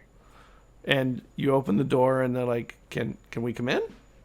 I guess so. I'm assuming that all of you are here, right? Yeah. And they come in and like, "Oh, you have a nice house." They're looking around. And like, well, we're all in the basement. Let's go to the basement. We hear that you guys hang out here all the time. We just wanted to see what you guys do. And they head to the basement. Well, wait. And they don't wait. They go straight down to the basement. And, Rachel! And the two of you hear these clomping feet coming down. And the robot is in the middle of the room dancing. Rachel's in the middle of the room dancing, not paying attention. The 4 girls come down, and you guys are listening. You're dancing to Olivia Newton-John's "Let's Get Physical." Watching it on MTV. Let's get physical. Yes, you have headbands on and sweatbands on your wrist sweatbands. You have high white socks with stripes on the tops. Yes. And you turn to them. Oliver doesn't turn to them immediately. He doesn't realize. I'm the first one to turn. I'm like, And Sarah and tap you. And Sarah and Dana just jump off the stairs and head over, and they go, "Let's go!" And that song is still playing because MTV doesn't turn off. And they start dancing. And they're like staring at the robot as they just like, this is they weren't lying. and the robot's dancing in the middle of the room with all these people around him. Wait. I think hold on. Ripley is a little bit caught off guard, and he's just like, I just start dancing. If they don't care, I'm like, okay, I don't care. Wait. Who wasn't lying? No, yeah. Keep on dancing. About the robot steals a dress and wanting to dance. Yeah, exactly. Oh, okay. I thought they were talking about other people. Like other people had told them there's a robot here. Yeah, no. Okay. That would have been bad. Yeah. And Hold on. And inadvertently, as they're dancing, one of them steps on the cable, and it pops out of the robot, and they're like, "Oh my gosh, I'm sorry," and the robot just keeps going. It's not a big deal. It's just the plug. I mean, is it that big? It's power. It seems to have power. Let's check the cord real quick. Make sure it still works. Yeah, I want to make sure it's not damaged. Yeah, her shoe may have frayed the cable a little bit, maybe broke it a tiny bit. And you guys know anything about tech? No. One of the girls is a computer geek. Yes. You never know. No. Could be. What we needed. They're not. I grab some like duct tape and I like try and tape it back. Okay, together, good like, idea. No. Stick it back into Yeah, the duct tape. Does it work? Does it look like the power kicks back on? Yeah, the power kicks back on. I mean, it kind of goes on and then it goes off and then it goes on and it goes off like inadvertently. It'll run for a minute or two and then it'll go off. Like it's not getting a perfect good connection, but you know it keeps powering her. And Rachel seems to enjoy the dancing. And Rachel, in the middle of all this, goes, "Friends." Yeah, Rachel, we got friends. And Rachel goes to her backpack and takes out the paper. Fake attack. Yeah, the girls are there, and she puts the poster up, and they're like, "Oh my God, yeah, we gotta sneak her into homecoming. Oh, you guys will help us? How are we gonna do this?" And Rachel starts taking out of her backpack her dress and her wig and all these girl clothes that you don't know, like you don't even know where they all came from. There's a bunch of them. And they're like, has she been sneaking out while we're sleeping and getting more clothes? and the girl's like, "Oh yeah. You know, the only thing that she doesn't have is some makeup. We're gonna have to do a little bit of makeup." And the robot goes, like all excited, like at the prospect.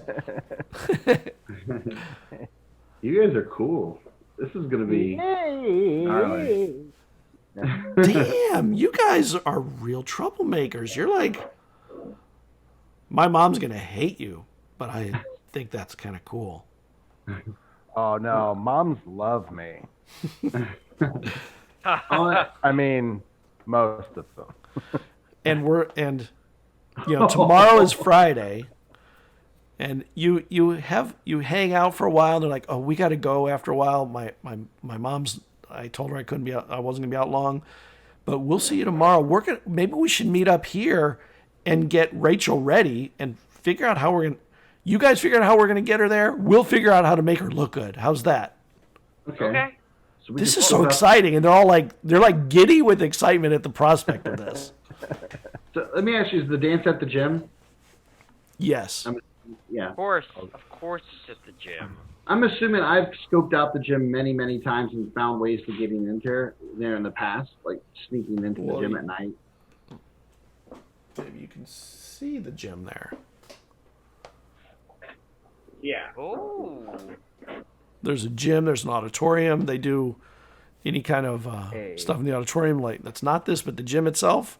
They open up the auxiliary gym and make it one big gym. It's a gymnatorium. It's a gymnatorium. No, but the two big boxes are gym and auxiliary gym. The auxiliary gym is actually created by these panels that slide from the ceiling. Got it. That they pull them back. Well, Yeah. we can go through one of the doors on the back by the auxiliary gym. Yeah. And also by the ice room, the trainers, like those those doors don't get used a lot, and that's not where people are going to be going in through the for the dance. So maybe if a couple of us get in there, we can sneak back there and open the doors to get her in. Yeah. Definitely. Okay, that's a plan. And Thursday, you guys do your thing. Friday arrives, and when you wake up, We still don't know who's taking who. yeah, No, we will never know. Yes, we do. We do. did you guys move again? Ripley No. is taken. Yes. Ripley is You don't know why. taking. I don't know how. I don't know how that happened. It didn't The only even thing- drop. That was weird. I know how. It's streaming. The only Streaming thing- always has things like that happen. The only thing that we do know is Ripley is taking Rachel. Yeah. 20 years later, Oh, we yeah. will be talking, and we'll be like, so did we ever figure out who took who? And we'll be like, I'm just no. gonna take Sarah. You take Dana. Okay. I like the idea that we will never know ever. No, I mean we may not know, but that's just kind of what I say. Like, all Right. We decide that now, and then when we get there, the other girl takes our arm, and we're just like, And you're so okay, yeah, whatever. So when The you point is, I took somebody. when you get up in the morning, Oliver, on Friday, I'm sorry, not when you get up, when you get home from school, your foster mother says, "Come here, I have something for you." And when you step into the kitchen, there's a little plastic box, and inside of it is a corsage. Oh, So, this is you can't go to homecoming without doing this, thanks. So, do you want me to drive you and your friends to homecoming? Or do you have Well- another ride? Have we worked that out yet? Well, you I was guys tell me how you want it worked out, and that'll be your plan. I would have talked to my uncle. Your First uncle of all, is so excited to do it if you want him to. He's got a badass Camaro. Yeah, he's got a cool car. Yeah. Although, I mean, Well, Camaro, it's a Firebird with the flame Firebird on the hood. we'll figure out a way to fit everybody. So, but yeah, I was thinking like that. Also, that money I would have had left over, the $3, I would have saved some to buy her a corsage. Nice. One of the girls' Okay. corsage. All right. Because I'm pretty good at bumming food off of other people. And so go on. What were you going to say to your stepmom? Your foster mom, I mean. Thank you. This really means a lot. I didn't even think about this, honestly. Obviously, you've never been on a date. Yeah. So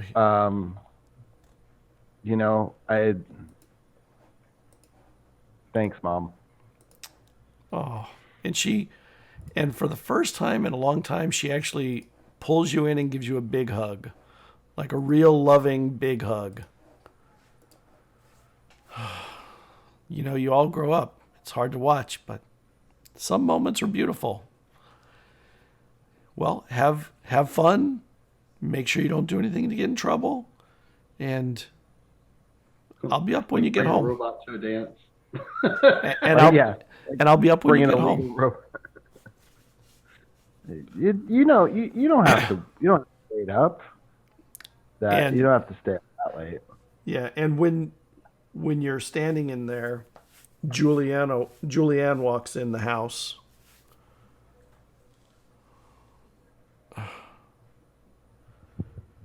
And she just walks past you into her bedroom. Hey, you didn't? Aren't you gonna get ready? Thought you were at a date and everything. And the door closes to her room. I don't know what that was about. You know how she is. Yeah. I guess. Ripley, when you get home, your mother says, I got you a boutonniere. You have to look Thanks. as dapper as possible for your date tonight. So when am I meeting this Rachel? Are you ready? You said I'd meet her before the dance. I did. And I hope you're ready. Because Rachel's here. No. And I'm excited to introduce you, Mom. And the phone rings. And she says, hold on a second. And she picks up the phone. Oh, you know what? I'm sorry. I'm going to have to meet her after the dance. I got to head out now. I have a work emergency. I love you so much. She kisses you on the forehead.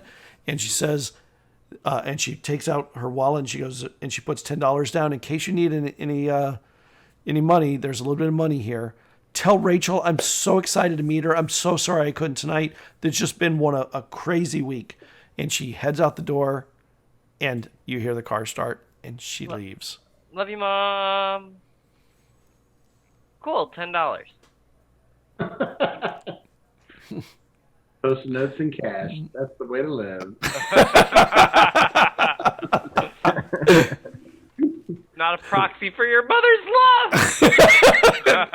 At least you have a mother's love, all right? Ooh. Some of us don't. Yeah. Actually, I have two. So now, And you Oliver, can have one. You can share one. Oliver, you hear the roar of the Firebird pull up, and then you hear it leaning on the horn.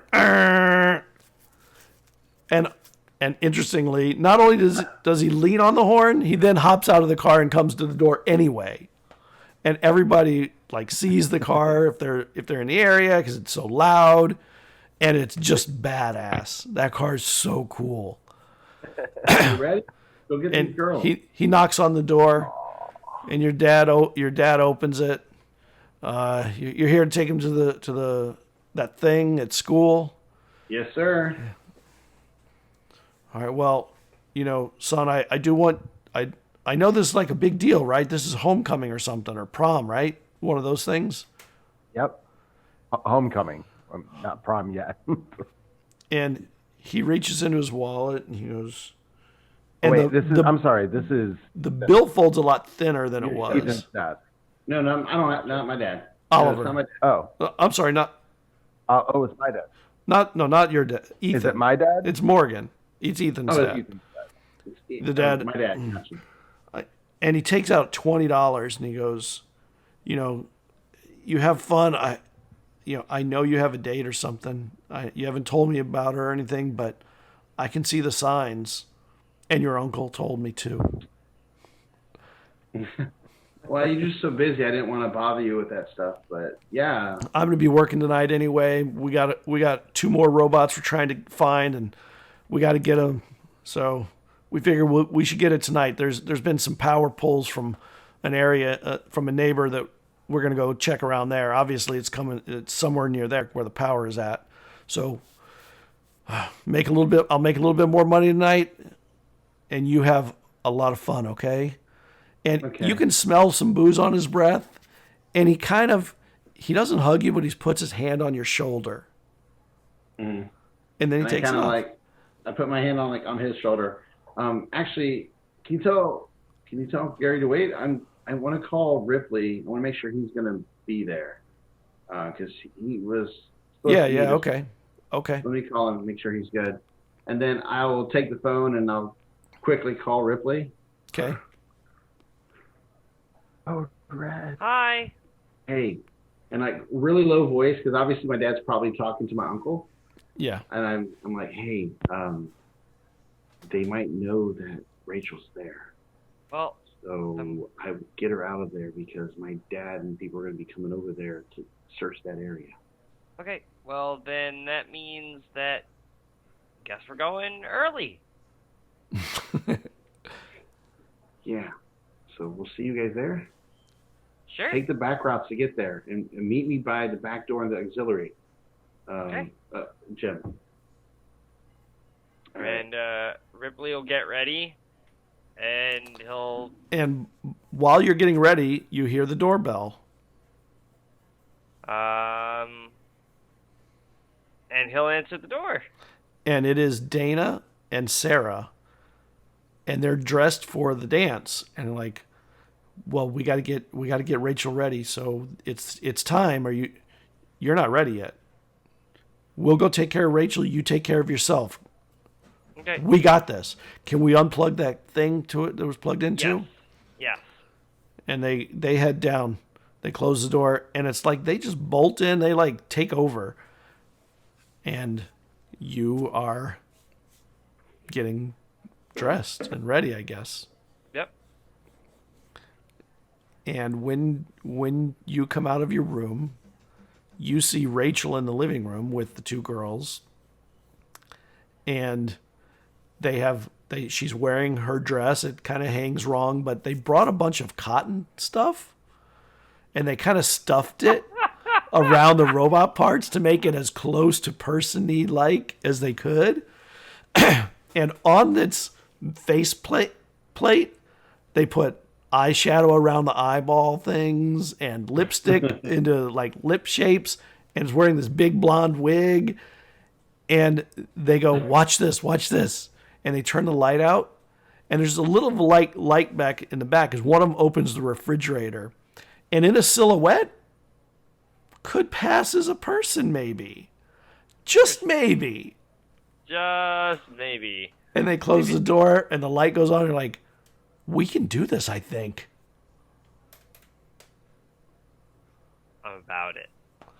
All right, well, we got to go head out. My mom's waiting for me. We're going to head over to the gym. We'll see you at the gym, Rachel. And Ripley, break a leg. Okay. See you soon. Like Rachel snaps the pulls leg. off of that. And, you know, She goes on a rampage because they said that. the funny thing is they also have like a little purse on her arm, like that hangs down from her arm, all ready to go. You know, in silhouette, it kind of looks humanish. I mean, it's definitely not, but, you know, it could, within the confines of a whole bunch of people dancing, if an adult from outside was looking, maybe they wouldn't notice. All right. So, and she looks at you, Ripley. Hold on one second. Okay, she looks at thanks. you, Ripley, and goes, "Am I pretty?" You're perfect. Oh, that was the perfect answer. And her pride comes up, and she goes, "We should go dance." Let's go dance. And how you go? I'm sorry. You're gonna head out. What were you gonna say, Ethan? Saying like we should head to the dance. Like I thought we were. Yeah. I thought that was seen. I was just say like, let's get a car, man. Let's go. So I'm pulling to Oliver's house. You pull up to Oliver's house, and Oliver, when you come out, you see Julianne in a dress with that girl that was like the bully girl, and her two friends are out in front, and they not only are looking at you, you can tell that they've got something going on tonight. They're all dressed up for the homecoming also. All four of them. Dang it! I should have brought some eggs. Pow, pow. Well, ladies, have fun dancing alone. And you see me out the window as we're driving away. Burn! And And Ethan, your uncle, he hops out and he takes off the T-tops and puts them in the trunk to make the car just even cooler. Where you can just jump in instead of open the door like some old car, And boring car. As Oliver hops in, like I whisper to him, "This is bitching." Like low enough for my uncle not to hear it. You know, like not for him to hear. This is bitching. Let's do it. You both get to the dance. Ripley, I'm going to assume you find some back alleyway walking through the neighborhood. You hit the back areas and you walk your way to the school. Near the school, there's actually some crop areas and stuff. You can kind of go through the edge of that field to get to the school. And you guys all meet up at the back of the gymnasium. And you can hear the music blaring. And there are people out in the front. But you guys, actually, you probably come through the front. Except Ripley and Rachel. Coming through the front, though, one thing that you notice is there's a station wagon out front that you recognize. And there's another truck that you also recognize. That of one Andy that has a club thing that robots don't like. I tell the girls and... Well, the girls with us at this point when we're coming in because we meet them in the front. Yeah, right? they meet up with you in the front. I point out to them that guy right there. If he sees Rachel, he's going to knock her out. And that lady, she's nice, but she's here to stop to get the robot back too. I want Rachel to have a fun night. Okay. So if you see them, and they look at him like, and you head in. The music's boom, boom. They're probably playing. What would be good at this time? Probably Duran Duran, something like Hungry Like the Wolf or maybe Cars by Gary Newman. Oh, that's a few years old now. It's three or 4 years old. And you all go in and you head to the back. And Ripley, you come through the field with your date. Somewhere along the way, you're not sure exactly when, but she took your hand as you were walking. I'm cool with it. I'll hold the robot hand. It's cold, but at least cool. It has like cabley, fingery things, but it is definitely a hand. And you get to the back, and now you have to kind of wait for the rest. And you guys, what are you doing when you get inside? First off, who takes our arms when we go in? We need confirmation. I don't think either one of us care. We just want to know. All right. So, Ethan, Dana takes your arm. You're and right. Sarah takes Oliver's. I mean, either way, it doesn't matter. But no, either way, we're happy. We won. Like we were okay. Yeah. Both beautiful girls, and both had like the kind of personalities that we like, so we were good. We got the girls. We got the robot. Let's dance. Now, and now we just gotta beat the bad guy. Domo arigato, Mr. Roboto. So as we that's go, out yet. Oh no! So, as we go in, I'll say, okay, go to the punch table. I'll try to sneak back and get them in. Okay, as you head, who's heading to the punch table? The girls in like. Okay. Over. And the girls start heading over, and Oliver, you notice that at the punch table is your foster sister and the three girls, and they're all facing away from the punch table, but they're blocking the view of it. Ooh. They're spiking the punch. Yeah. Spiking the punch, ladies? I'm going to say it as loud as I can. I don't know if there are there any like chaperones nearby that would hear? And there aren't, but the big girl, the one that starts the trouble, she goes up to you, and when she gets really close, she goes, "We need to dance right now."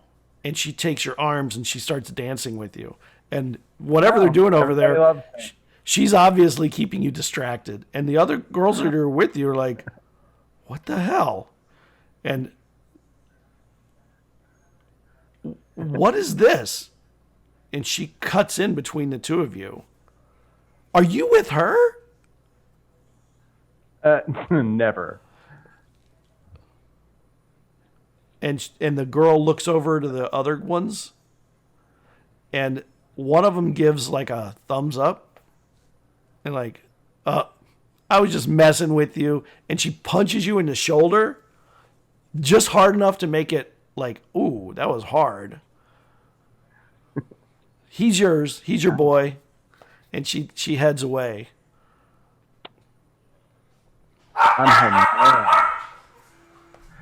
man. And remember, all of the people in this dance are going to be 11, 12, 13. This isn't even like teenagers. Now, what was it by the punch bowl? What? I think it What was a about time. the punch bowl. I didn't hear you. What? He asked if it was by the punch bowl. I did. Yeah, get it's that. by the punch bowl. They were in front of the punch bowl, and they were kind of blocking the view of it. lose 'em? And then they all scatter into the dance floor. I'm sorry, I lost internet connection. What? Yeah, they were was it they were standing in front of the punch bowl, and they were blocking the view of it. And then suddenly, when the thumbs up went out, they scattered into the dance. Okay. Sounds like I want a big bowl of punch, and then and Could be X-Lax. You never know. knock the whole thing over. Oh, I don't think you can knock it over. I mean, it's like one of those industrial punch bowls of the 80s. Like, it's like part of a table kind of thing. I mean, You could okay. try. You could try if you want. It's just not like a little bowl on a table. It's like a table mount Yeah. bowl. Yeah, but I mean, you put your hand down on it. Yeah, I mean, you could do it if you mean, I'll really get put your wet. muscle to it. Sure.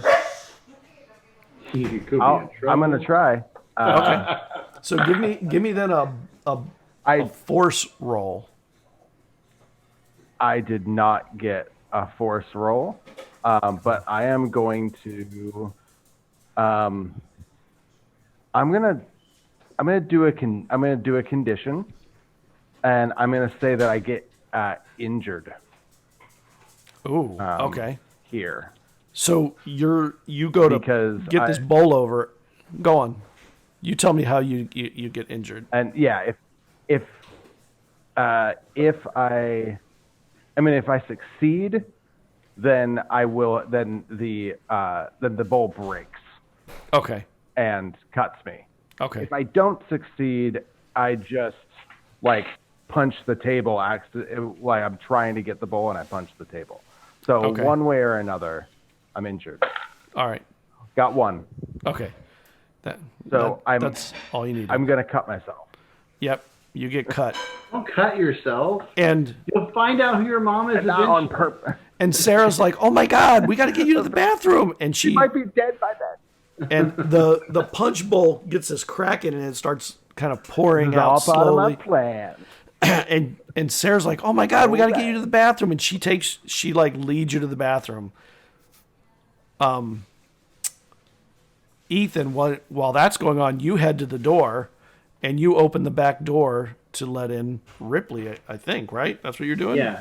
It's not. I was going to the back to like sneak him in. Like, come on, And come on, Rachel. when you open the door, you know Ripley's there, and as soon as you open the door, the music starts blaring, and Rachel just starts like popping up and down, like all excited, ready to go. The hair going all crazy. Yeah, the hair, the big hair. And you all head in. Song. And as you're going in, you hear there was a signal from back here. You hear it, and the door closes, and that sounds like that scruffy guy that was talking to your dad, the one with the pole. Oh no, let's get her on the dance floor. It'll be harder for them to track her, and then we can figure out what we're going to do from there. Yep. and then immediately run out onto the dance floor and call Oliver. Well, I can't see Oliver because he's in the bathroom, I guess, at this moment. And yeah, you don't see him. And Dana's with you, and she's like, let's get him on. Let's try and get more people around Rachel too, to kind of keep it like a wall. And one thing you notice now that you're in here and you're at the dance, you see that actually not Meg, the what's her name? I forgot her name. Julianne? Elise is in here. Elise. And she's kind of just looking around. But not in the dance area. She's kind of looking around, opening doors to bathrooms and going. She leaves and heads down the hallway. And in her hand, she has some kind of a thing. Hey, Ripley, we got to find a way to get that thing out of her hand. Maybe somebody bumps into her. Ripley can't even hardly hear you with the music, and she and Rachel and him are dancing. Even if he didn't want to dance, he's dancing. Did you want to dance? Yeah. Okay. Do it. I'll lean into Dana, and I'll say, Dana, you see her over there? I think as we're dancing, like I lean in close, and I will tell her, like, we have to find a way to get rid of that device. I think they're using those to track her. What? What thing? She didn't see it. I tell her the lady, she had like something in her hand that she seemed to be using to look for it. Oh no, oh no. Where's Sarah? I don't know. I don't know where Oliver is either. Do you think they snuck off already? No.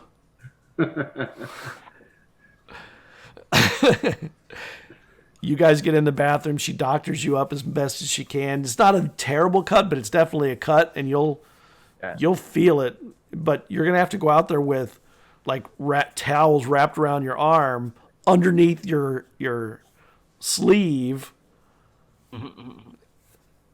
All right. And you finally make your way back out after a while. When you do, you see Oliver out there, and when you come out of the bathroom and you see Ethan out there. Ethan. And when you see him, in between the two of you, you see Andy walking with his pole in between the two of you and kind of looking down hallways. Hey boys, either of you seen a robot around here? A robot? Yeah, I think there's a robotics club down end of that hallway. Oh, a club. That might be a good place. It might have gone there. Okay. Yeah. Thank you. Mm-hmm. And he heads down the hallway that you told him.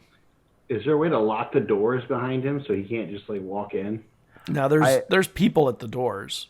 Chaperone people. Actually, now that I've sent him down a hallway, I want to actually go and find a chaperone and tell them that there is a dangerous and possibly drunk man in the school who's been wandering around looking for girls. And you find a chaperone, and you tell her this, and she goes, "You boys are always trying to get us to do these crazy things for you. Get in there and finish your dancing with Dana here. Dana's so pretty tonight. You look so pretty tonight, Dana." And she's like, "Thank you, Mrs. Hollister." Ma'am, there is nothing I'd like more, but I think that this is a safety issue. He does not seem. I nudge you and I say, she doesn't believe you. And she looks at Dana, and Dana suddenly goes into same mode, and she's like, her eyes squint, and she just and what Ethan said, she just doesn't believe you. All right, we'll have someone look into it, okay? You go out there and play. Even if there is, it's not really your problem. We'll find this person. Okay. Maybe we should go lock him in the room. Is- I might try. yeah. I'm gonna sneak down there. I'm gonna see if I can like. Can you do lock the him in that room. anti-pick lockpick? And suddenly, in the actually, lockpick could locked. be useful. Suddenly, you hear this burst of laughter in the middle of the dance floor that just gets further and further from the center, and it's and then people start laughing.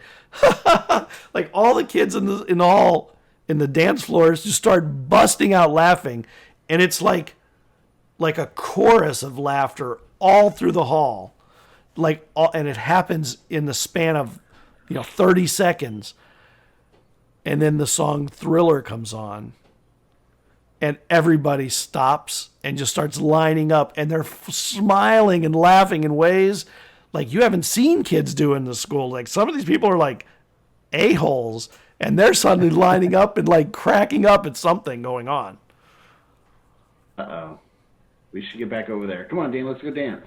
I grab her by the arm and So run out to the dance. Ripley, you're in the middle of all this, and you're dancing with your date, and her wig falls off, and a bunch of kids see this, and she starts laughing at the wig falling off, and then all the kids see her laughing, and they just stop for a moment right in the center circle around you guys. And they start busting out laughing at the sight of this robot in the middle of the dance floor, dancing with them and with you. And then there's a momentary pause, like just a dead silent pause in the middle. Around the outside, it's not so much. And the laughter just starts getting big, and everybody in the area just starts cracking up at the idea of this robot, and they see her. There's just enough light. They see that it's a robot. And not a person. And instead of like doing something like turning her in, the party just gets bigger. And then Thriller starts, and everybody starts to line up to dance the Thriller dance. That's awesome. Yeah. And she's doing the Michael. And she's right in the middle of all of it, like totally. Her and you are doing the two dates in Thriller. Yes. You have to be Michael Jackson, of course, and she is the girl. Yeah. Go Ripley! So let's see a couple moves for, we at least need some serious moves. Like the full-ons, nice. So that's what's happening, and all this is happening. And this song it's the full-length version of the song, too, not the little radio edit, the full one. 13 minutes or whatever it is, however long. 5 minutes, 13 minutes, whatever. It was like forever. And you guys head down the hall. I mean, you stop and you hear it, and Dana and Sarah are like, this is Thriller. And they're torn about whether to go down the hall with you or not. No. Like I turned around and ran back when we heard Thriller come on. And okay. So you go too. I grabbed Dana, so let's go dance and get in on it. You do. and you start dancing. Sarah's looking at me. Oh, Sarah is looking at you. And you go. And you get out on the dance floor. You can't and it's not dance to Thriller. Exactly. And it's just so much Your fun. friends are in danger. Dance to Thriller. Well, dancing to Thriller might protect your friends. You are making kind of a wall around them. Well, I mean, obviously you can see them, but and near the end of the song, you see the dude with the stick and the woman with the thing stand at the door, and the arms go up on Rachel, and immediately they point that direction. Do we all see this? And behind them, there is your father, Ethan, and a couple of other people that you don't know that come running into here, and you hear somebody say, "Get the music," and they start charging into the middle of charging towards the dance area. We gotta go. And then I got Dana one hand, and I'll tell Ripley, let's get her out of here. Let's get her out of here. Let's go out the back. And No, they're just gonna keep chasing her. And, yeah, but if they get her, they're going to turn her off. and as you're getting closer to them, the weirdest thing happens right in front of Ethan. Julianne trips the guy with the staff, and when he falls, the staff slides out into the middle of under the legs of everybody, and you hear like a zzz, and you hear the drop, like this thud of somebody dropping on the floor, and people start to clear out around a circle, and there's a girl, you don't know who it is, who got hit by this thing on the leg and got zapped. And Shit. and Rachel starts to back away. And as she backs away, you see this moment where she stops and she starts heading over to the girl. Everybody starts splitting and all these people come, he gets up and the rest of them start heading over to Rachel and the robot. And what are you guys doing? I'm going to run over and grab the stick and pick it up so nobody else gets shocked with it, but I'm also going to kind of stand there, like, waiting for somebody to try to come and get Rachel and, like, say, like, back off. As you go to get there, Andy, who was scrambling over at the same time, gets the stick at the exact same time as you. And he starts to pull it away from you. I'm going to ninja kick him right in the crotch All and right. take it. So make me a force roll, and Okay. he's going to try and stop it. Can somebody roll me 8 dice for him? 8 dice. Yep. Okay. I have 1 success. Okay. 1. You have to beat a 1. I have a 1. Well, so you both have it, and you have it solidly. No happens individual with, has it. Yeah. And you try and kick back on him, and he obviously has some moves too, like you didn't expect. And he's bigger than you. Yeah. So I'm still yanking. I'm still trying to fight him for it. I guess we're still fighting over it, right? Yes. Yeah.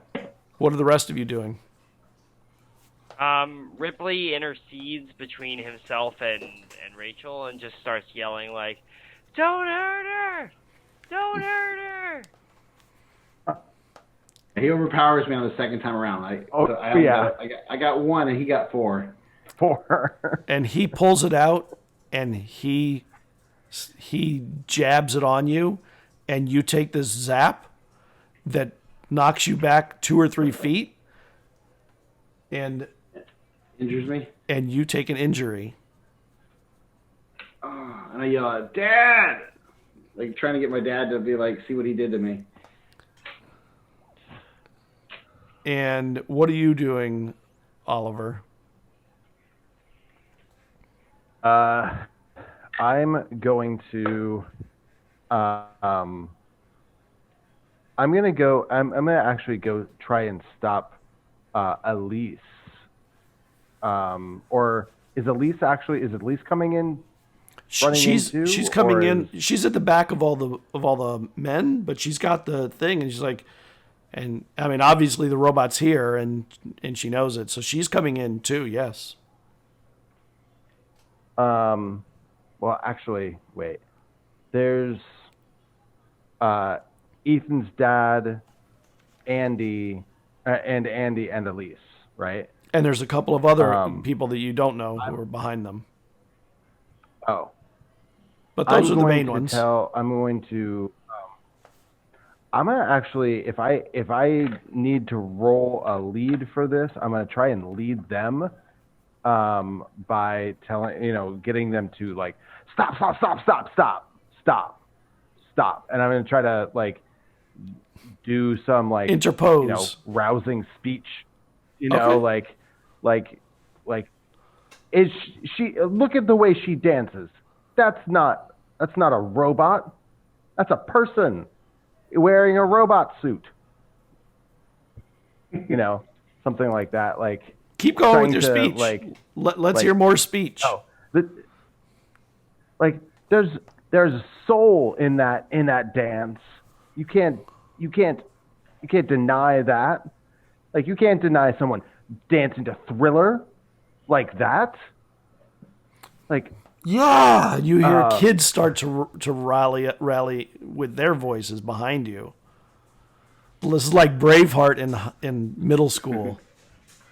And they do stop, and they're listening to you for a moment. If kids in junior high can look at her and recognize that she is a person, even if she's not a human, do you know how shitty junior high schoolers are? We are some of the most judgmental people, and if we can look past her metal skin, then you should too. And the kids, like, the oddest thing starts happening. For a second, they're like, wait. They start making a wall between them and Rachel. The kids like start lining up into a circle to make this barrier, this body barrier. Make me a leadership roll. I am going to roll leadership, but Okay. I'm also going to use my pride that everybody loves me.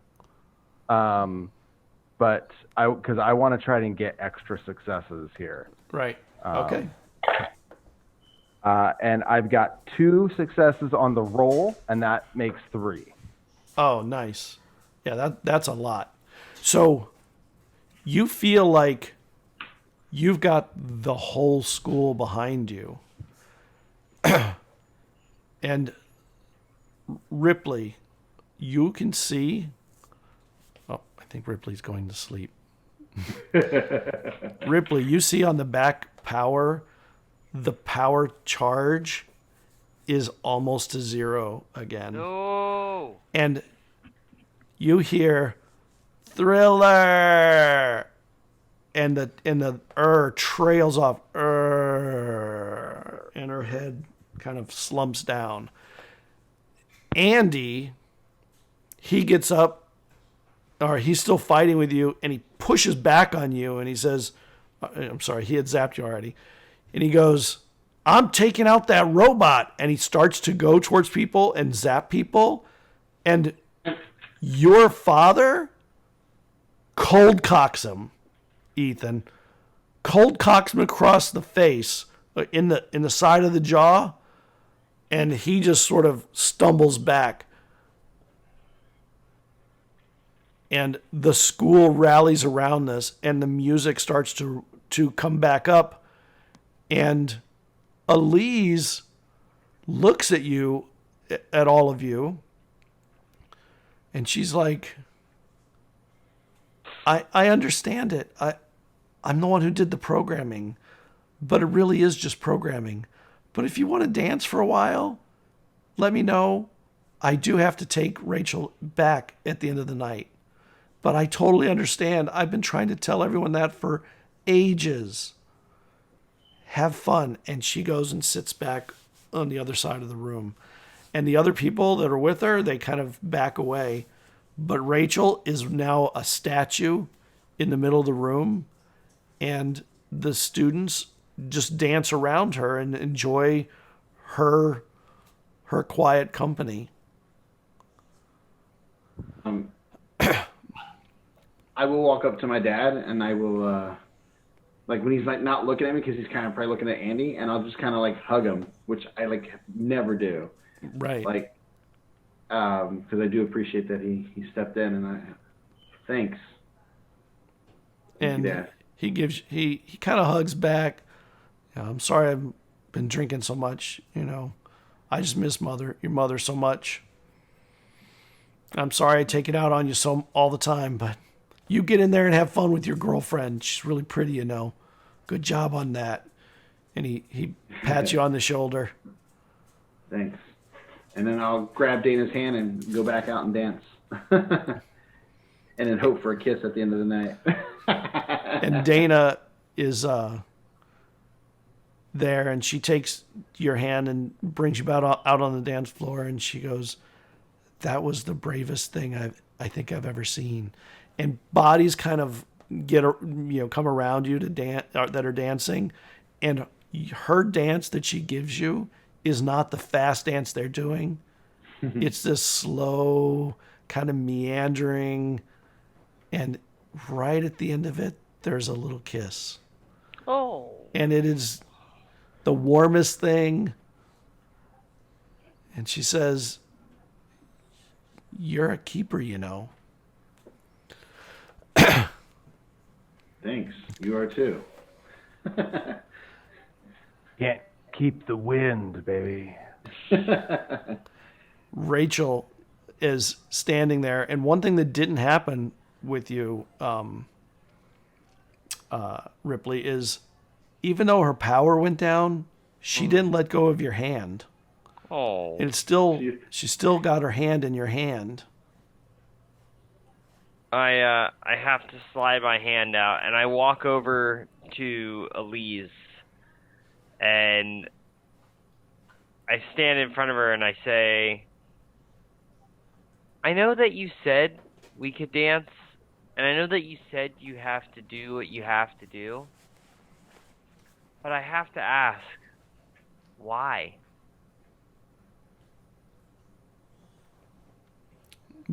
Because I want them to become people. Then why crush what you've created? I'm not crushing them. I'm taking their heart chips out when I take them, so that I can go back and study them and repair any damage and get them back operational, and hopefully get an approval to study what I think is sentience. Okay. I just want you to know that, for whatever it's worth,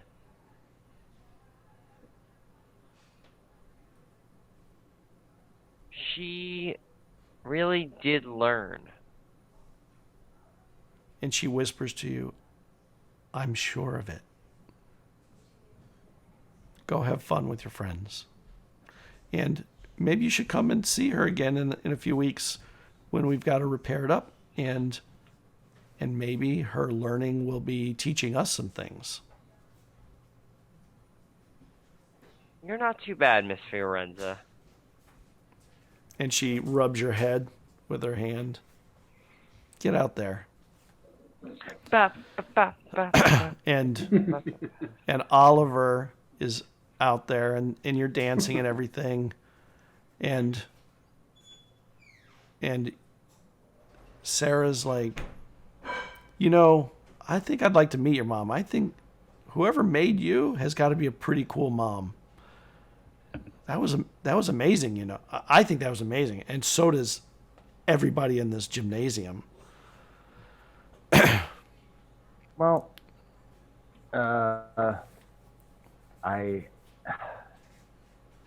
And when you're stumbling for words, she plants a kiss on you. I slowly pull my sunglasses down and use that.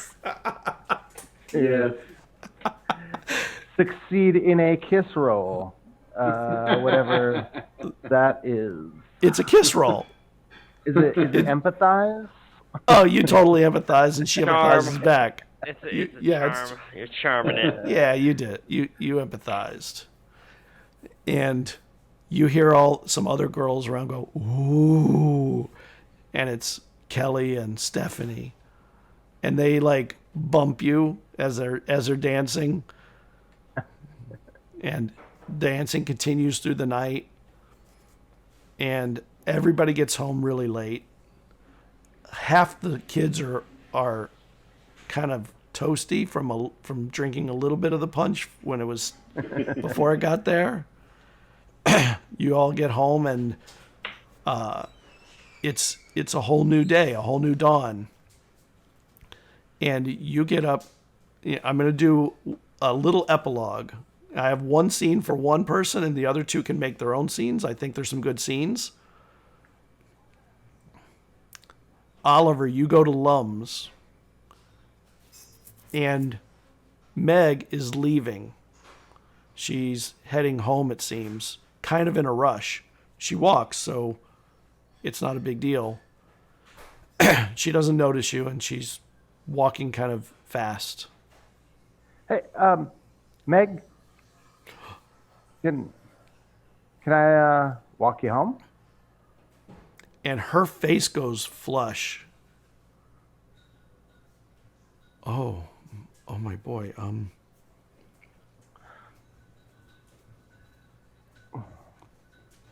Yeah. What? Why don't you come with me? Come on. And she takes your hand and she starts walking. Shh. And she tells you not to say anything. Just let's go. And you walk several blocks to her house. And she goes into the house, has a nice manicured yard. And there's a white truck there. It has like medical services on the side, like a medical services company. And you go in and there's a nurse walking in there. And there's a doctor in there. And she says, come on with me, okay? And in this back room, there's this woman laying in a bed. And there's all these machines around her. And the doctor's talking to the nurse, and you overhear them say, it's crazy. She woke up from that coma that she's been in for, a decade? And Meg comes in and goes, would you like to go say hi to your mother? I don't know how much of her's there right now, but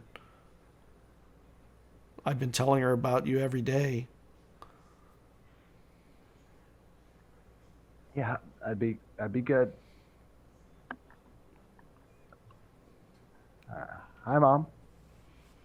And there's a woman there who looks very frail and barely there, but her eyes are kind of open and she's just blinking. She can't lift her hands or anything. She looks almost emaciated, but it's just from lack of using her muscles. And the doctor and the nurse are like, their eyes widen. And the doctor goes, son, she can't talk yet. She just woke up. We don't even know if what's going on with her. And with her hand in your hand, you just feel the slightest squeeze of her fingers on yours. Not even a handle, just a squeeze of finger. And her blinking stops for a moment, and she kind of just looks. And you can't tell what's in there. Go on. It's okay. I think I can talk for both of us. I'm good at talking, actually. I'm good at people. And I kind of look back at the doctors. Is that she's coming back though, right? And he just shrugs he doesn't know. He doesn't say it with words. He just with his shoulders. So yeah, so I just squeeze her hand again, or squeeze her hand back, and you feel hands on your shoulders. Go on, sorry. Well, I guess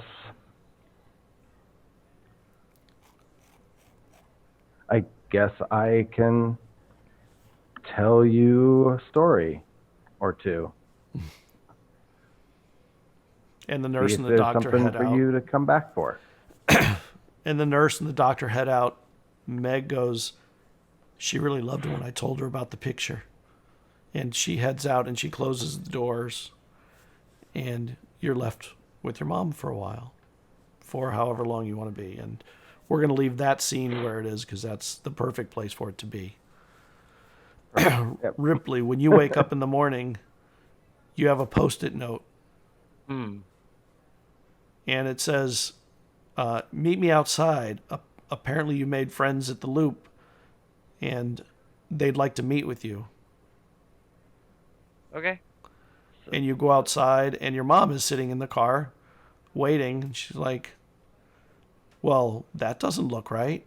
And she gets out of the car, and she reaches in and grabs something, and she puts a name badge on you that has the Loop logo and your name, Harlow Hurst.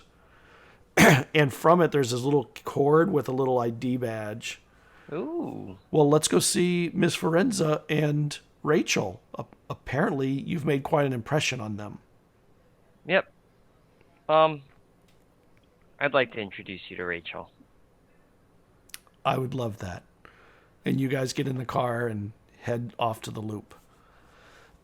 And when you get up, Ethan, you wake up, and for the first time since your mom was gone, the house is cleaned. Your dad is not in the living room, fallen asleep on the couch. And he wakes up, or he walks out of his room, because he has a bedroom. He just would always fall asleep on the couch. Yeah. And he goes, there's some pop in the fridge for us, and your uncle's gonna come over, and I think maybe we're gonna have a little barbecue today, if you don't mind. You can have your friends over if you'd like, but Yeah, can I invite I think Dana too? we need to have some good food and some good soda. No more RC, at least not for now, because I'm a little flush at the moment. Well, yeah, it'd be great. Let me call, Ripley and Oliver, and maybe I can invite Dana and her friends over too. Would that be all right? Whoever you want. And you call everybody, and nobody answers the phone in any of the places. So it's just you and your dad and your uncle. And he's out in the back starting to get the grill going. It's pretty early in the morning, or it's early in the morning. Yeah, it's probably mid-morning. And he's got ribs, and they have to, he's like, they got to go low and slow. Now, I heard from your uncle that you got some karate moves. So while we're out here, I want to see your stuff. All right. And I'll begin going through, showing him some of the stuff that I've learned, the katas, the forms, all that stuff. Wow. I'm impressed. And the scene closes with an iris wipe to your bit of smile at being able to show off for your dad. And our film ends. Little hearts. And I want to thank everybody who's been in chat. I've had a blast running this game. This is my first time running Tales from the Loop, and my God, I love this game. I love the setting and scenario. The players have just been spectacular. You'll see this again. I'm going to plan out another one in a couple of weeks. It'll be some different players, because I'm going to do a bunch with a bunch of different players and give a bunch of people some opportunities. I think this has been spectacular. You guys want to say anything? I had a blast. Thank you for running. Just awesome. I get to play with all these guys. You know what? Yeah. Go on. I just wanted to say thanks. I can't tell you with any degree of confidence that I had any notion of how this story was going to turn out. From the beginning of us making characters to now, it's just been like a crazy wild ride, and it's been all over the place. But it's been a blast. Yeah, this is a cool game. I hope to do it a lot more. We have our D&D game coming up in a few weeks. We'll start up Season 2 of Mists of Elixia. But before that, let me get to Daniel. I'm sorry. I jumped in the wrong thing. Daniel, you... Yeah, no problem. I loved this. This was so good. I loved the story, Scott. It was Thank you. great, and your voice acting is is awesome. And we like I definitely even the my mom part kept me guessing. Like I thought maybe it might be my grandfather or something like that. I was just, in for the ride the whole way through, and that was great. When I knew that there was going to be some like little sort of sad moments with, creating that character, and you didn't disappoint. It was awesome. I was tearing up at the end. You could probably see me. Yeah, me too. So that's always a positive in a game if you can elicit that, and that's just so it was such a blast. Thank you. So thank you. I never do this. I never raid other channels.